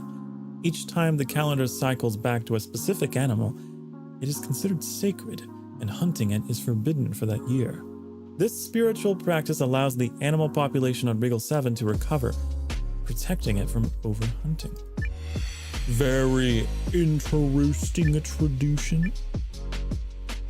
Oh, this is perfect. We don't have to spend any synthesis. Every scrub adopts the new calendar. Prey animals are able to repopulate their numbers at regular intervals. And we get tons of resources for 0 cost. This is a no-brainer. I think I can make this decision for us all. Yes, yes, yes. Give them some utopia. Wow, they are doing great. I never thought I would see an unbalanced species be doing quite so well. Can depopulate them just in time for their age up. Where are they headed? Where are they headed? The float age. You see how much faster we move when we embrace a benevolent dictatorship? Great floating islands of ocean flora allow the Quasis to reach all corners of Virgo. These living rafts provide nutrients and stability for long voyages, the largest serving almost as floating cities. A new age of exploration has begun. Ooh, cool. So that's an interesting idea. Interesting method of traversing for an aquatic species. Huh. Now, this will be interesting here because we could spend our synthesis here for wisdom. It's not that much of a hit. And this one is population and resources,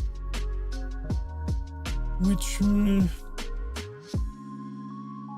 going to go for wisdom. The exploration of lands across the ocean allows distant Quasis to personally connect. They realize that the same warm sun feeds every individual on Virgo. There we go. Now they are moving and grooving, honey. They are moving and grooving. They are advancing. They are evolving. They are becoming intelligent. You know? There is actually a vampire species in this game.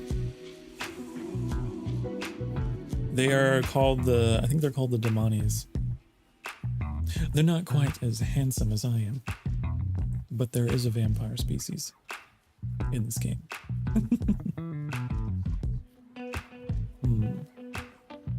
Depopulate, you might as well. Now they're perfectly stable. Now they're perfectly stable. These guys.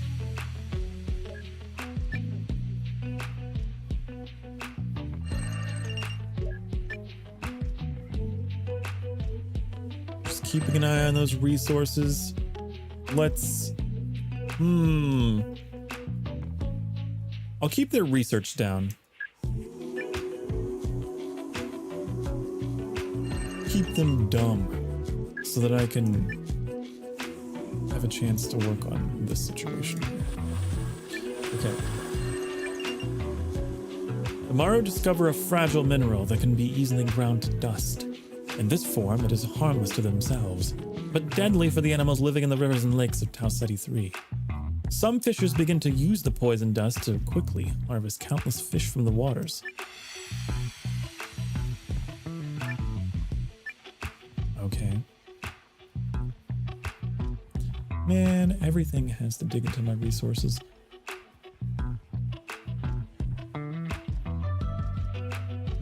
I do like that extra synthesis just in case of extinction. And it's just a little bit of a hit.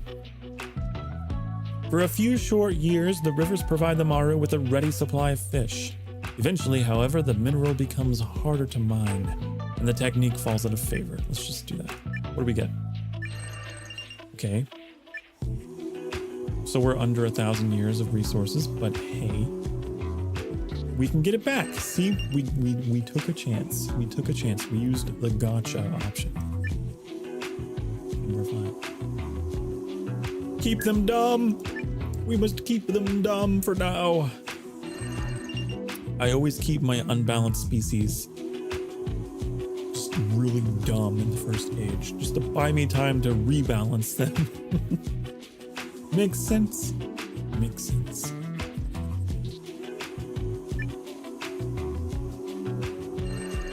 All right. Here we go. Very slowly but surely, our little raptors here, they are going to be rebalanced. Balance will return to the force. Here we go, look at that. 0% growth. Stabilized. Get them some resources in there. I'm telling you, I am a pro. I've also played this game a lot. I've also played this game a lot off stream to know, you know, what to plan for. Attack of the fire moles. Some subterranean animals have developed a natural heat resistance that lets them burrow their caves near mineral-rich magma streams. Sometimes these moles dig a little too deep, and when their burrows are accidentally filled with lava, it can lead to spontaneous eruptions. Now the beasts are attracted by the food storages of Wandorian capitals. Oh. Are they? Oh no. This is an interesting one. Well, I mean, we're close enough to the age up that I think we can have a little bit of depopulation. Because that'll send them into the negative. They'll actually start to lose people. Most of the time, the subterranean creatures are not more than annoying pests, but every now and then, a lava vein is opened by an unlucky rodent, which means an entire capital gets devastated by molehills that turn into microvolcanoes. That sounds awful, but I don't want to spend all of our synthesis to avoid that. Like I said, we're on the verge of aging up, so we could choose advancement, and they'd be fine. I think that will be a plus 6%, actually. We can get it. So it would balance it out. We'll see. We will see. How are these other species doing? They're honky-dory. They're just fine. They're right as rain. Look at that. They are all perfectly balanced. Some of them a little dystopian than others, but hey, they're surviving. They may have different value systems, but they're alive. And that's the main thing. Okay, here we go. The Wandorians have reached the industrial age. They are the first. To be fair, though, they were the most technologically advanced because they were the only balanced species, I believe. The Wandor start to study electricity, steam power, and machine manufacturing in the industrial age. Harnessing the power of radio waves might allow them to send signals into outer space. But this civilization could accidentally eradicate itself as weapons development thrusts forth. Interference with the planet poses a serious threat to the ecosystem that has sustained Wandorianity through the ages. What a word. Wandorianity. Wandorianity. Oh, look at them. See what I was talking about? They get real cute. At first, they're like, you're looking a little weird. But now, look how cute they are. Duh. Isn't there like full screen artwork? I don't know how to get to it, but. Okay, so we got wisdom, advancement, power. You know, I'm going to choose advancement because we are -6%. So we do this. Hard work and ingenuity are needed to manage rapid urbanization without critically harming the planet. Train networks cross vast swaths of Kepler-4 and offer high-speed mobility for both freight and passengers. So our little Wandorians have little trains. Aw, how cute. They're getting into those trains. So look, that gets us to 0. Big brain, yes, yes, I'm so smart. I'm so incredibly. Yes. I'm the best at managing populations in the Fermi paradox. If left to my own devices, I can keep things alive. Well, to the best of my ability. Alright, so they're going to be doing their thing in the industrial age. At some point, I think it is in the industrial age, they do get into radio technology and they'll start sending signals. And that gives other species a chance to hear them, provided that they have the technology to do so. Look at how much synthesis we have. We got a hundo. We got a hundo. That's a lotto. Synthesis. God, what a hard word to say. Why is it so? Synthesis. Synthesis. Synthesis. There's just so many S's. There's a lot of S's in that word. Synthesis. Okay. How are my other guys here? Everyone's great. I really need to get them some utopia. Because what happens is, if they start sending out signals and they're dystopian, they start sending out like war propaganda, you know, stuff that will scare other species. That's no good.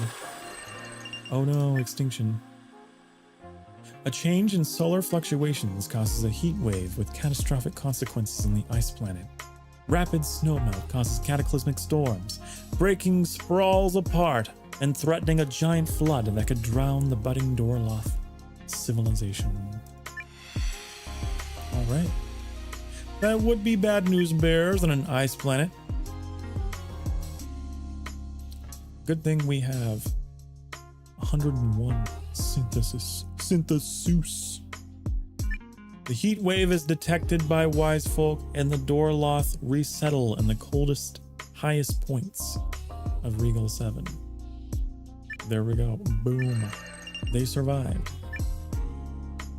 So they escaped to the higher elevations of the planet, and they survived. Good for them. Good for them. They're about to age up as well. Aren't they? Might as well. Why not? Give them a little boost. Why not? I'm feeling generous. There we go. So they've finally gotten out of the Stone Age. Now they're in the Excavation Age. Dorloth begin to hollow out great ice caves, burrowing down to the soil where they can cultivate plants and keep permanent stocks of earth animals. As these early permanent settlements grow, many changes come. written language, astronomy, philosophy, and crude metalworking all take their first steps. And then we have a lovely quote from the movie Frozen. Let the storm rage on, the cold never bothered me anyway. Because it's an ice planet, get it? Okay. Well, so this one, we can go, I'm kind of feeling it. I'm not gonna lie, I'm kind of feeling, I think that we could go with advancement here. I'm gonna do it. I'm gonna do it because I think they'll be fine. So this is the key of this game. You have to have at least a little bit of a memory skill, right?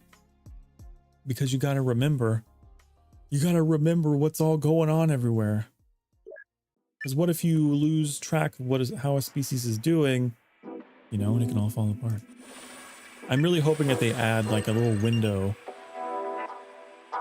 something for keeping tabs on the other species that you're not looking at.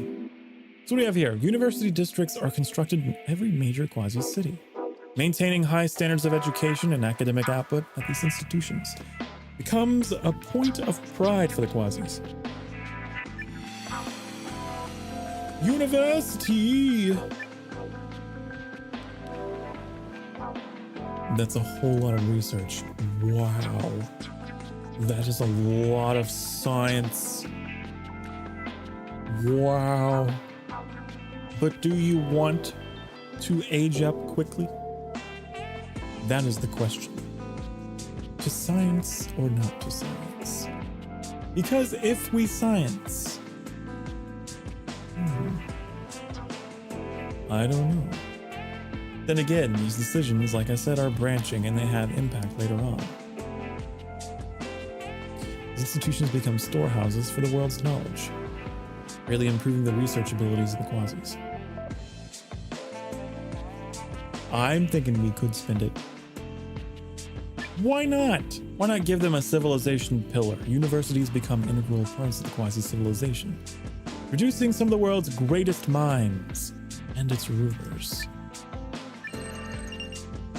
Why not? Let's give them a shot. Let's do that. I think they'll be fine. And then we could possibly time it so that we get a depopulation right at the end. Then you're really gaming. Then you know you're gaming. They're doing okay. These guys need to be depopulated, depopulated. A little bit of utopia. Have a little more of that. A little more of that. Take a chance on me. Nope, didn't work out. Didn't work out, but that's fine. Our dystopia is steadily coming down.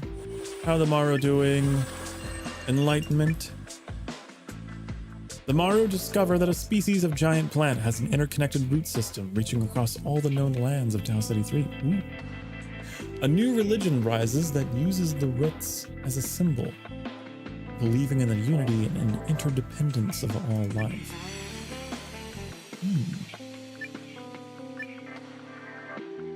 Okay then, that is all of our synthesis.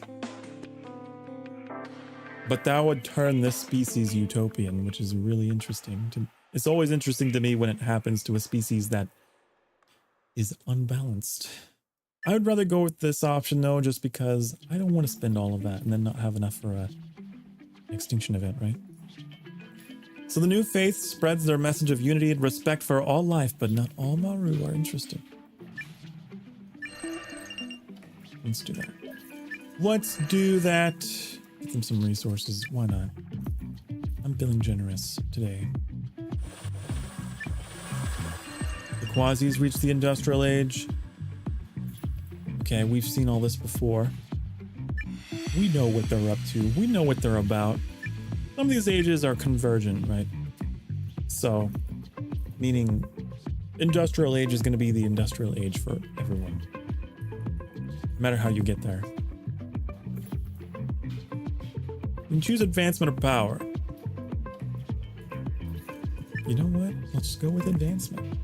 Let's go with advancement. Hard work and ingenuity are needed to manage rapid urbanization. Right, the train network thing. So they got trains now, they're good.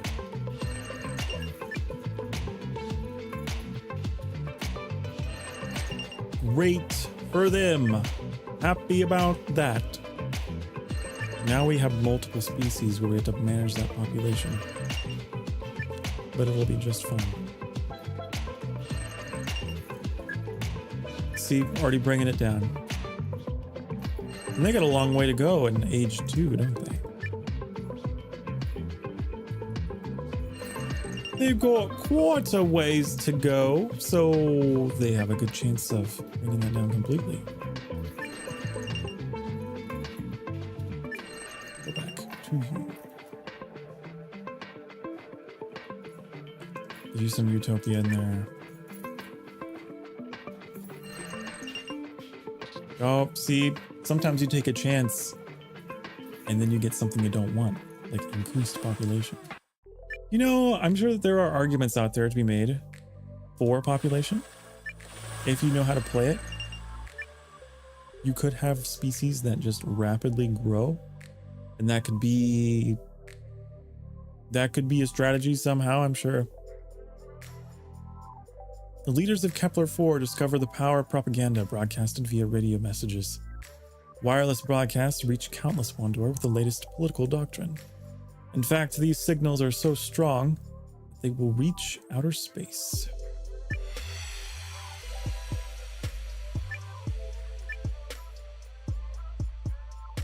So what do we got? A propaganda broadcast? Wait. Huh?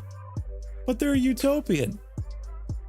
Does it not depend upon that value? It's probably this value. It's probably the warlike value, the harm potential. That would make more sense, huh?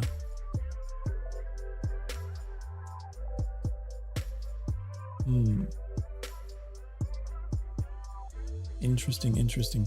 The leaders promoting the propaganda fade away into history, but their manipulative and biased speeches leave Kepler-4 as radio signals. The message travels through space, steadily drifting towards the regal system. This is an actual thing, right? An actual thing, like with Earth. There are radio broadcasts from World War II that are floating out there right now. Right now, as we speak. Some species out there would pick up on it and be like, oh my God, what is happening on Earth right now? But of course, we've advanced long past that. So it's kind of a similar situation where we have a broadcast that, you know, may not be accurate to what is happening, but it's out there. But it's out there for them to catch. But I don't like the propaganda broadcasts because they tend to scare the species that discover them. They tend to scare them real bad. So I often find it better to just silence those ones. The Wandor revolt against the demagogues, refusing to listen to such blatant propaganda. The radio transmission is stopped and nothing is sent into outer space. Right? Because, yeah, it's not a positive signal. I'd rather stop it. Rather than be alone and undetected. They'll get another chance, I'm sure. We'll get another signal. That is interesting that the Wandor got that, though. I was not expecting that from them. You cute little Wandor have a dark side to you, don't you? You've got a little bit of a dark side. Okay. Let's see if we can change that somehow. If it's tied to the harm potential. I don't know. Maybe you have to be a certain threshold of utopia. There's not really a whole lot of documentation out there about how these things work. That kind of took me by surprise. Usually the Wandor are like super peaceful. They are the social butterflies of my galaxies, usually.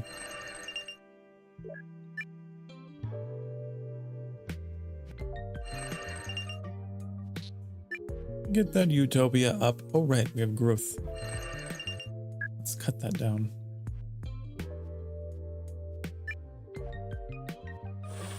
And then the Dorloth, reduction.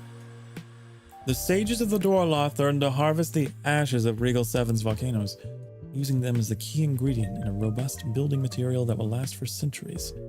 But the danger of mining active volcanoes poses a great risk. Yeah.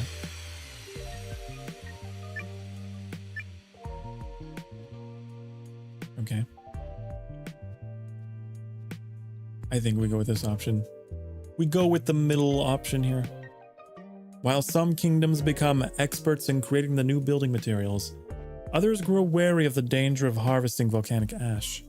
The substance's rarity and usefulness cause it to become an immensely valuable trade item. Wow. Cool.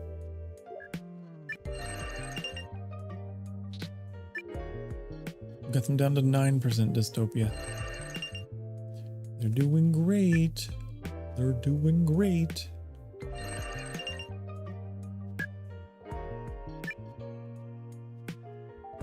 Alright, we're getting there.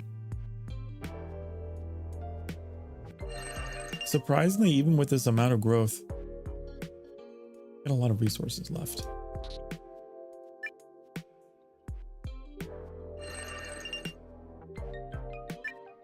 Who should we focus on next? You.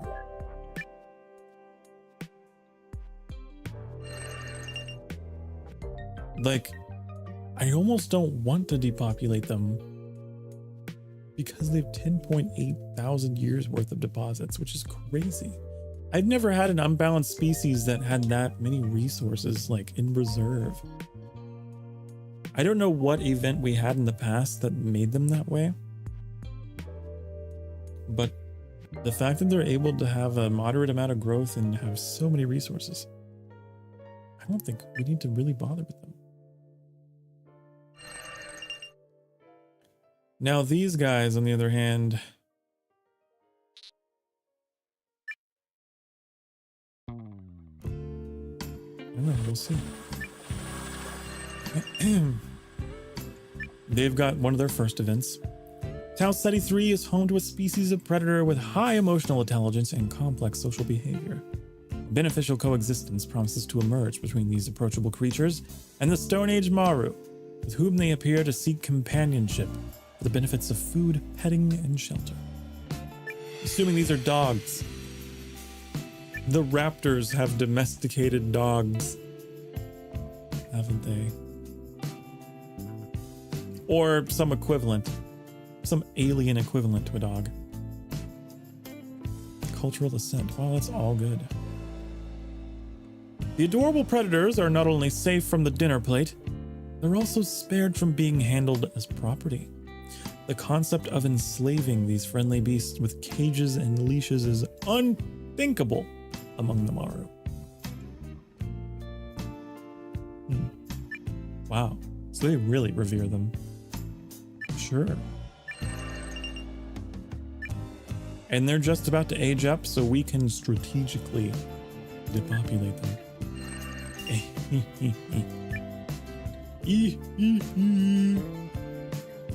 Them some resources to help. So now they've reached the Bronze Age.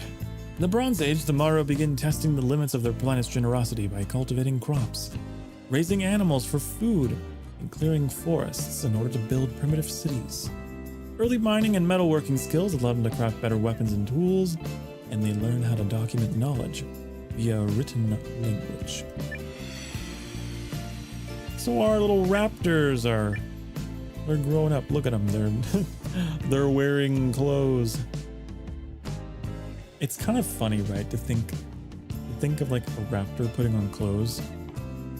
That has to be like really, really difficult with their little arms. There are big old claws just tearing through the fabric. I don't know how a raptor would manage to put on something like that. All right. Wisdom advancement. We don't want that because it'll spend everything. Let's do advancement. I've been in a lot of interesting positions in this game where I feel quite comfortable, honey. I feel quite comfortable making advancement decisions. Usually I don't. But this has been a weird game. This has been a weird session where I've been able to kind of rein in their growth without even trying all that hard. See, right away, boom. Right away, we get the options to like bring them right back down.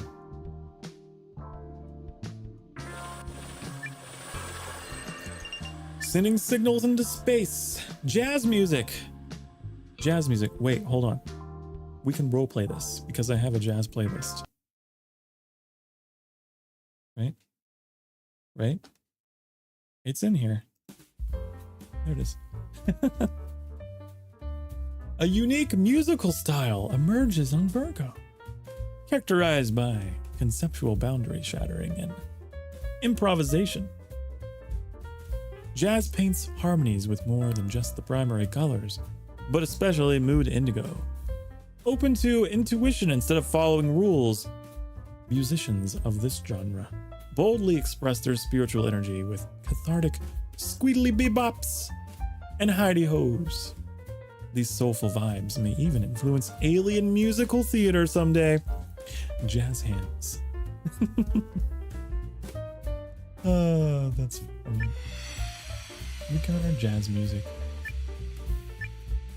Who would have thought that the Quasis would be the ones to come up with the jazz music and that the Wandor would be the one to do the war propaganda?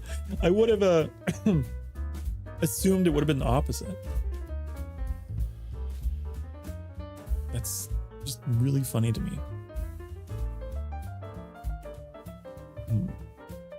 So we could do a signal boost so that everyone's got a chance to find them. I generally do this because, and I don't really care about the expense. And the reason why is because this signal will not just go to one star system, it'll go to the entire galaxy. And a positive signal like jazz music is real good for everyone. No one's going to be upset by that signal. Do you think that if humans would ever receive a signal from aliens that was jazz music, do you think it would be upset? No. I think we'd be like, huh, well, that's interesting. The intercultural blending of traditions and styles and jazz music weaves together different groups of Quasis in a harmonious groove. Space is the place for the futuristic sound of ancient history. Here we go. Let's do it. So now we're gonna have this circle here. You can kind of see behind my head. You can see right there. This is gonna just keep expanding farther and further until it covers all of these star systems. So everyone gets a chance to hear the jazz music, baby. Well, provided that they are technologically advanced enough to do so. Because that's the other thing, right? You could get a species that is not technologically advanced enough to be able to receive the signal, so it just goes right past them. But I think the Wandor would definitely be able to receive it, I'm pretty sure. Dorloth are still in the excavation age. They need to get up there.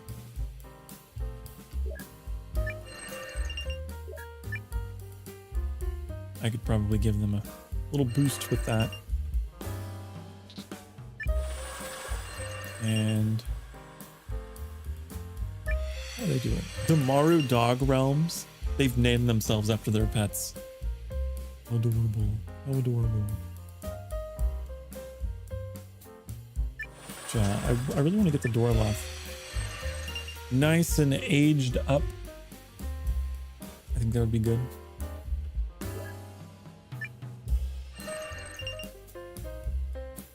Yeah. before we do that, we are another hour into the stream, so I'm thinking now is a great chance to take a break.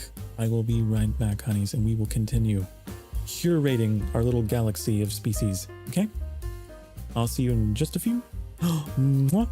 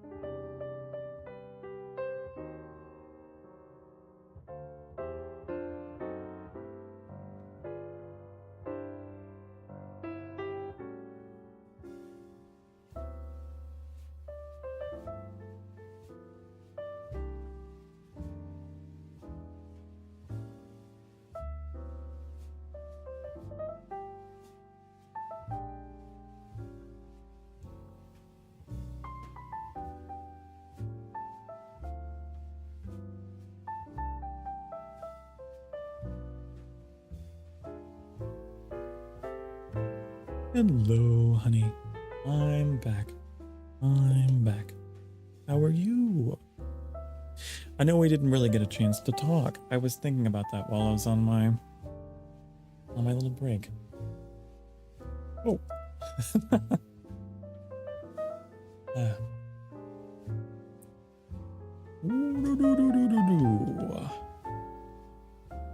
I hope that you're doing well. Hope that you are. I know I got into a little bit of a weird state where I was kind of zoned in on the game. And once I backed out of things, I realized that was my old way of playing. You know? That's how I used to play games on stream. But times have changed. And I just wanted to check in on you. I hope that you're doing well. I hope that you're doing great, honey. And if not, well, I'm here to help you through whatever's going on. Okay? Just want to make that abundantly clear. I know we kind of got carried away with the game, juggling the numbers, playing the number game. I do kind of wish that this game would just like run by itself. Do you think that, isn't there a way to do that? Let's see. We could just have it autoplay. What if we have it autoplay? Can we do that? I've never done this before. What does it do? Huh? Interesting. So we can literally just have the game play itself while we talk for a little bit, can't we? I'm curious if it's capable of making its own decisions about the events. Do I still have to interact with this? Huh? Wondoran Nations finds... Oh! It doesn't pause nearly long enough for me to read anything. That's so weird. Is it gonna choose something for me here as well? I've never done this. I've never done this before. Let's sit here and see. But yeah, while I was playing the game, I don't know, it just hit me. Like, this isn't the way that I want to play. This isn't the way that I want to stream, because I haven't been streaming that way, baby, for a long time. For a while, I've been playing games in a way that I like to talk to you. And I've really enjoyed talking to you. But whenever I get in the zone with like games like this, I think this is going to be one of those games that is going to require a larger community. If we really want to get into it and have the interaction. Hey, it chose. It took a while, but it did make a choice. Now, whether it made the right choice, I don't know. That's really funny, though.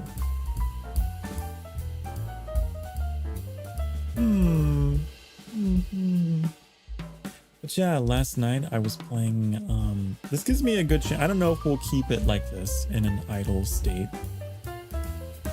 but it does give me a chance to talk for a little bit, right? Last night we were playing, was it V Rising? And I had such a good time. We talked about so much. It was like an 8-hour stream. I haven't pulled 8 hours, honey, in a while. But I've done it. And I'm not beyond doing it if I'm really feeling the mood. It's something I really want everyone to know out there about me. If you think that 6 hours for an average stream is like, whoa, that's crazy. I'm telling you, that's just how I do things. That's just how I do it. And so yeah, you can expect that. You can expect me to really take my time, honey. The games that I play, the games that I play, and I don't know. It's more than anything. It's just because I enjoy. Not necessarily even the games themselves, but just to be able to play them with someone else. To be able to have that sense of, you know, company and community. I really don't like how long it takes for them to make decisions on these events. Oh.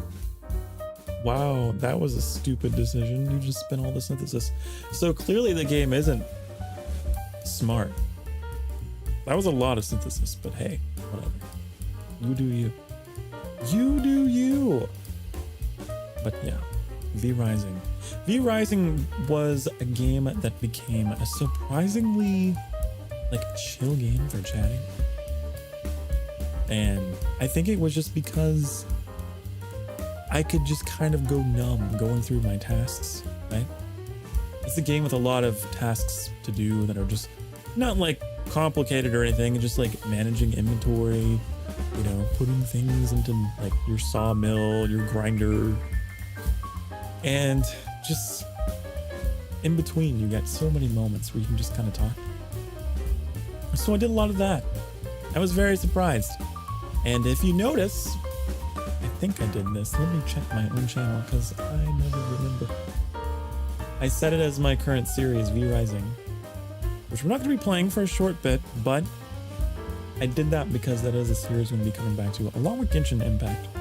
I'm pretty sure we're going to be coming back to that one. Because that was another one that was like, ooh, kind of good for chatting. It's kind of nice for chatting, honey. Oh, and Ghost Tsushima. Yeah.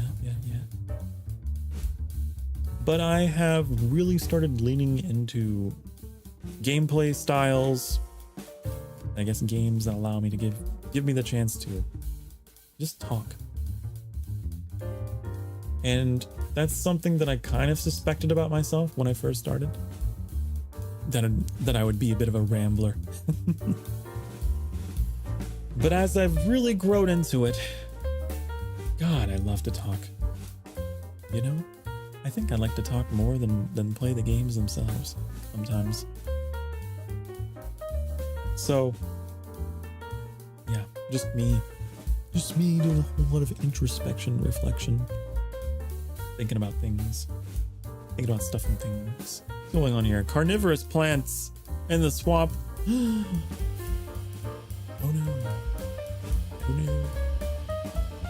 Bloodthirsty plants grow exuberantly in the wilderness, taking over much of the swamp. Many who venture away from the settlements do not return. Well, that is a depopulation. What happens if I intercede? What happens? Does it let me?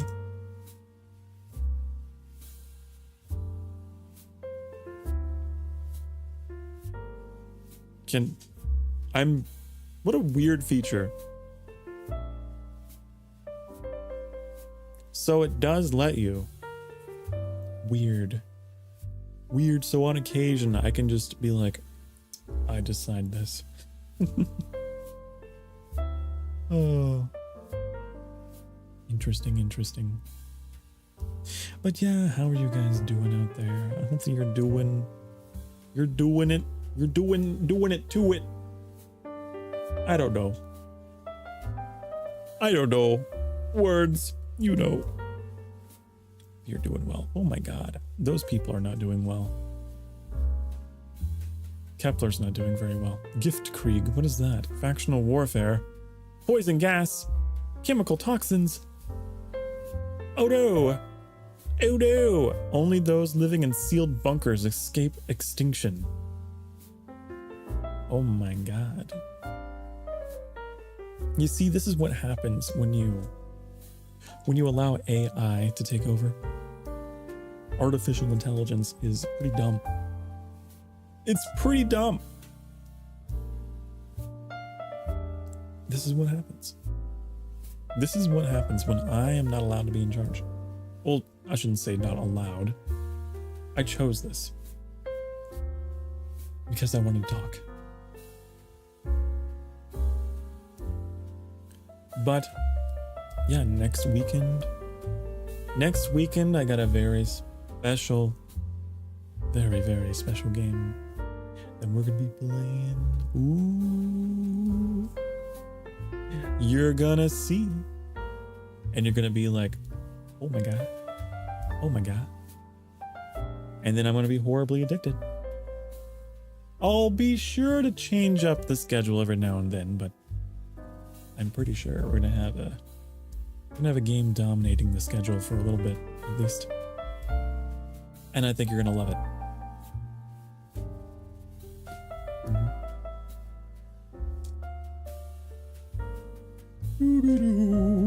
Oh, the solar system got an evolution event. Oh my god, guys, wait, I'm going to intercede for this one. I want the dolphins. I want them. Uses all of our synthesis, but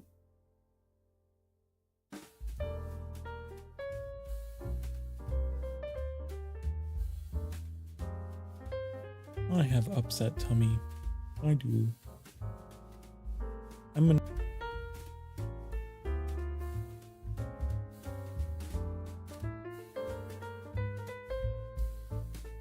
I don't feel wells.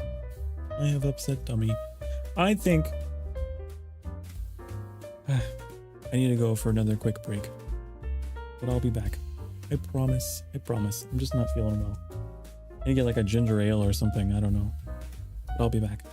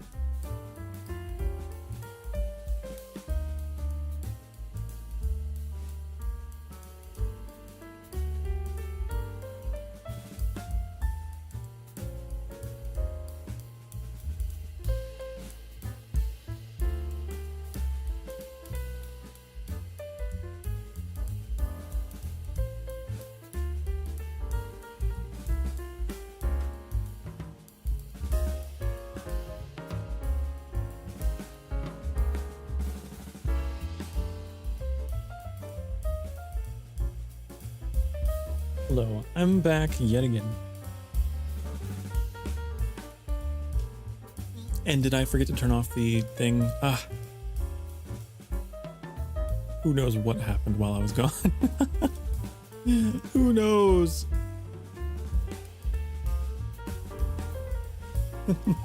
my model was twitching while I was gone.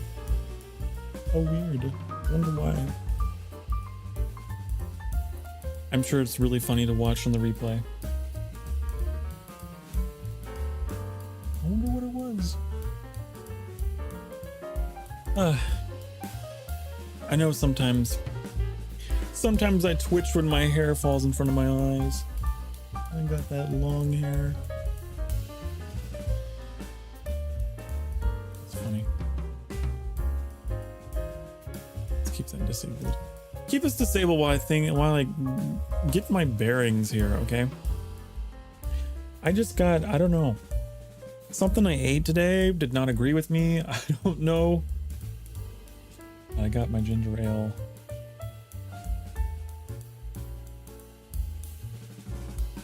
Ooh.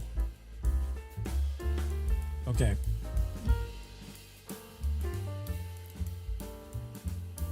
Let's just do a dead end. I need to get out of this. Make sure that that's all. Did the Wandor go extinct while I was gone? Damn it. I know that they were like... Aw. What a shame. What a shame.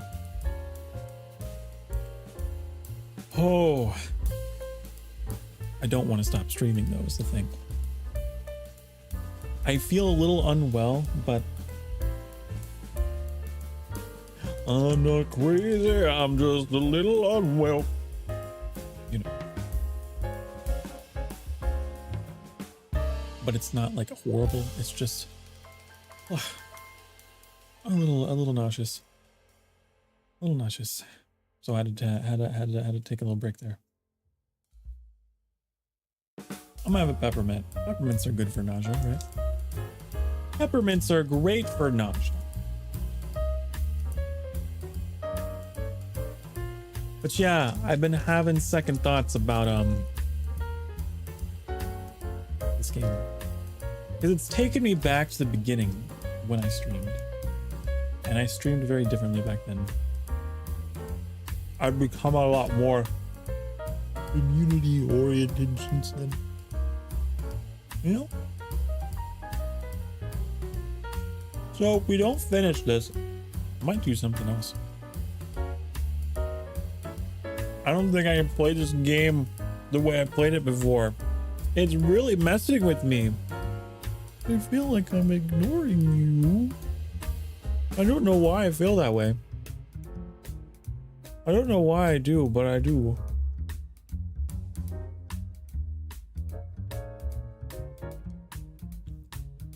There's so many little things I gotta like pay attention to. Even though it's, you know, you can stop time or whatever. I don't know.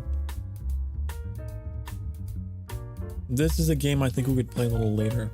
Whenever our numbers have grown and we can actually do the polls and make it more community oriented, because doing it all by myself,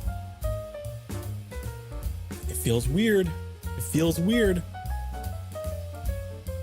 It's so strange. I did not expect to feel this way.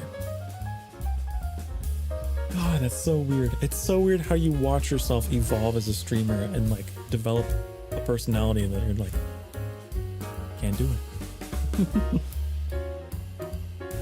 So,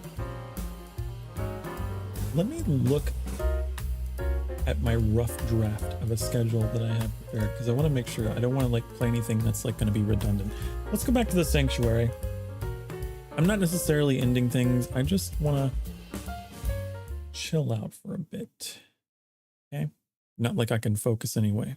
Where did my music go? Why did you turn off? There you go. Silly goose. Alright.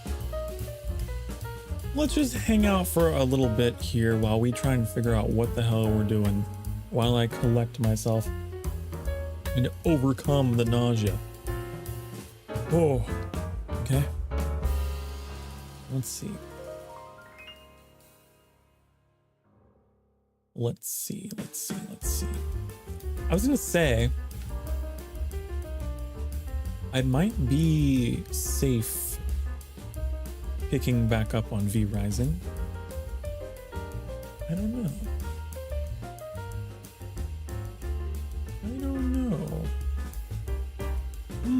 I'm just kind of looking at the games I got going on here. What I could do, because I'm not feeling this one.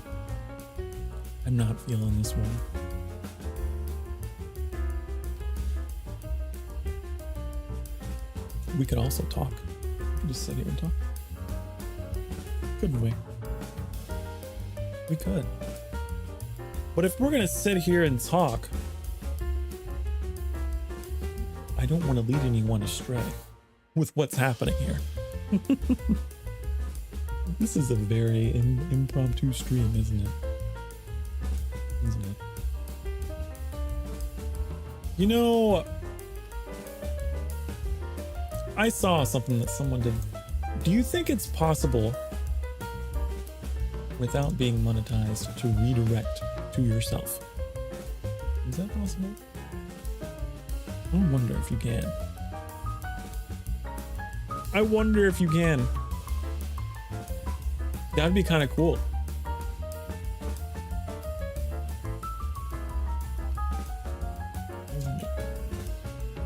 You know the jazz music? I'm not feeling the jazz music. No. I know I'm very moody. My mood changes like the phases of the moon. Let's get that back on. There we go. I think that fits the mood a little better. All right. So you go there and then you go. Oh, okay. Hold on. Today is a day for science. Today is a day for much sciencing, okay?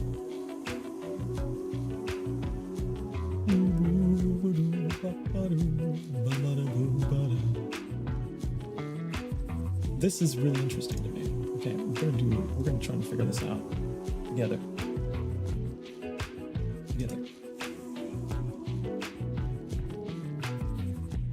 Customization. Redirect. Because I had an idea. That'd be a much more efficient way of moving you guys to another stream that would be separated from everything, but damn it, if I could figure it out, I would. But I don't think that I have that permission yet. I don't think that I can do it yet, can I? Oh no. Well.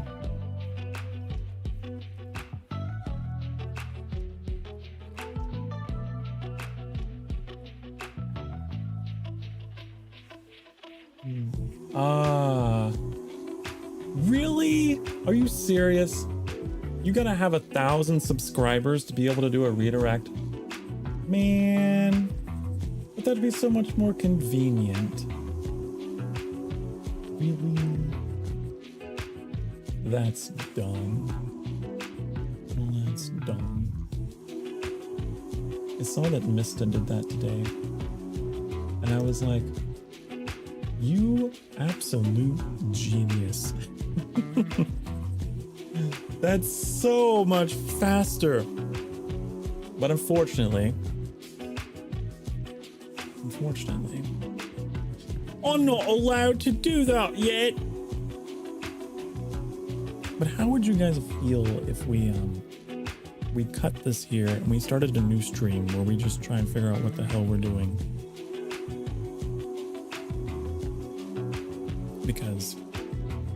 Because this was a bad choice. This was a bad decision. I have grown as a streamer and I'm not feeling this one. I'm not gonna lie. It is a very good game. It is a very cool game. But once you become the kind of streamer I am, it's like, oh.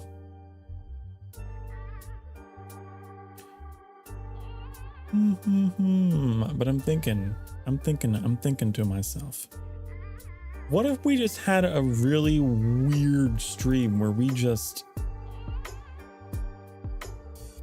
gonna have a weird stream. We're gonna have a weird stream where we just play whatever, just something completely off the cuff. Let me see here. Ooh, I know what we could do. I know it. Okay. I got this really weird game, okay? Where you go around doing tasks around the city.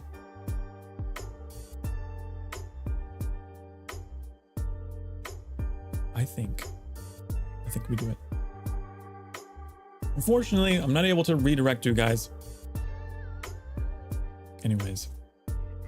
So I guess we'll end this one here just because, but that's not the end of the night, okay? It's not the end of the night. I'm just really not feeling this, and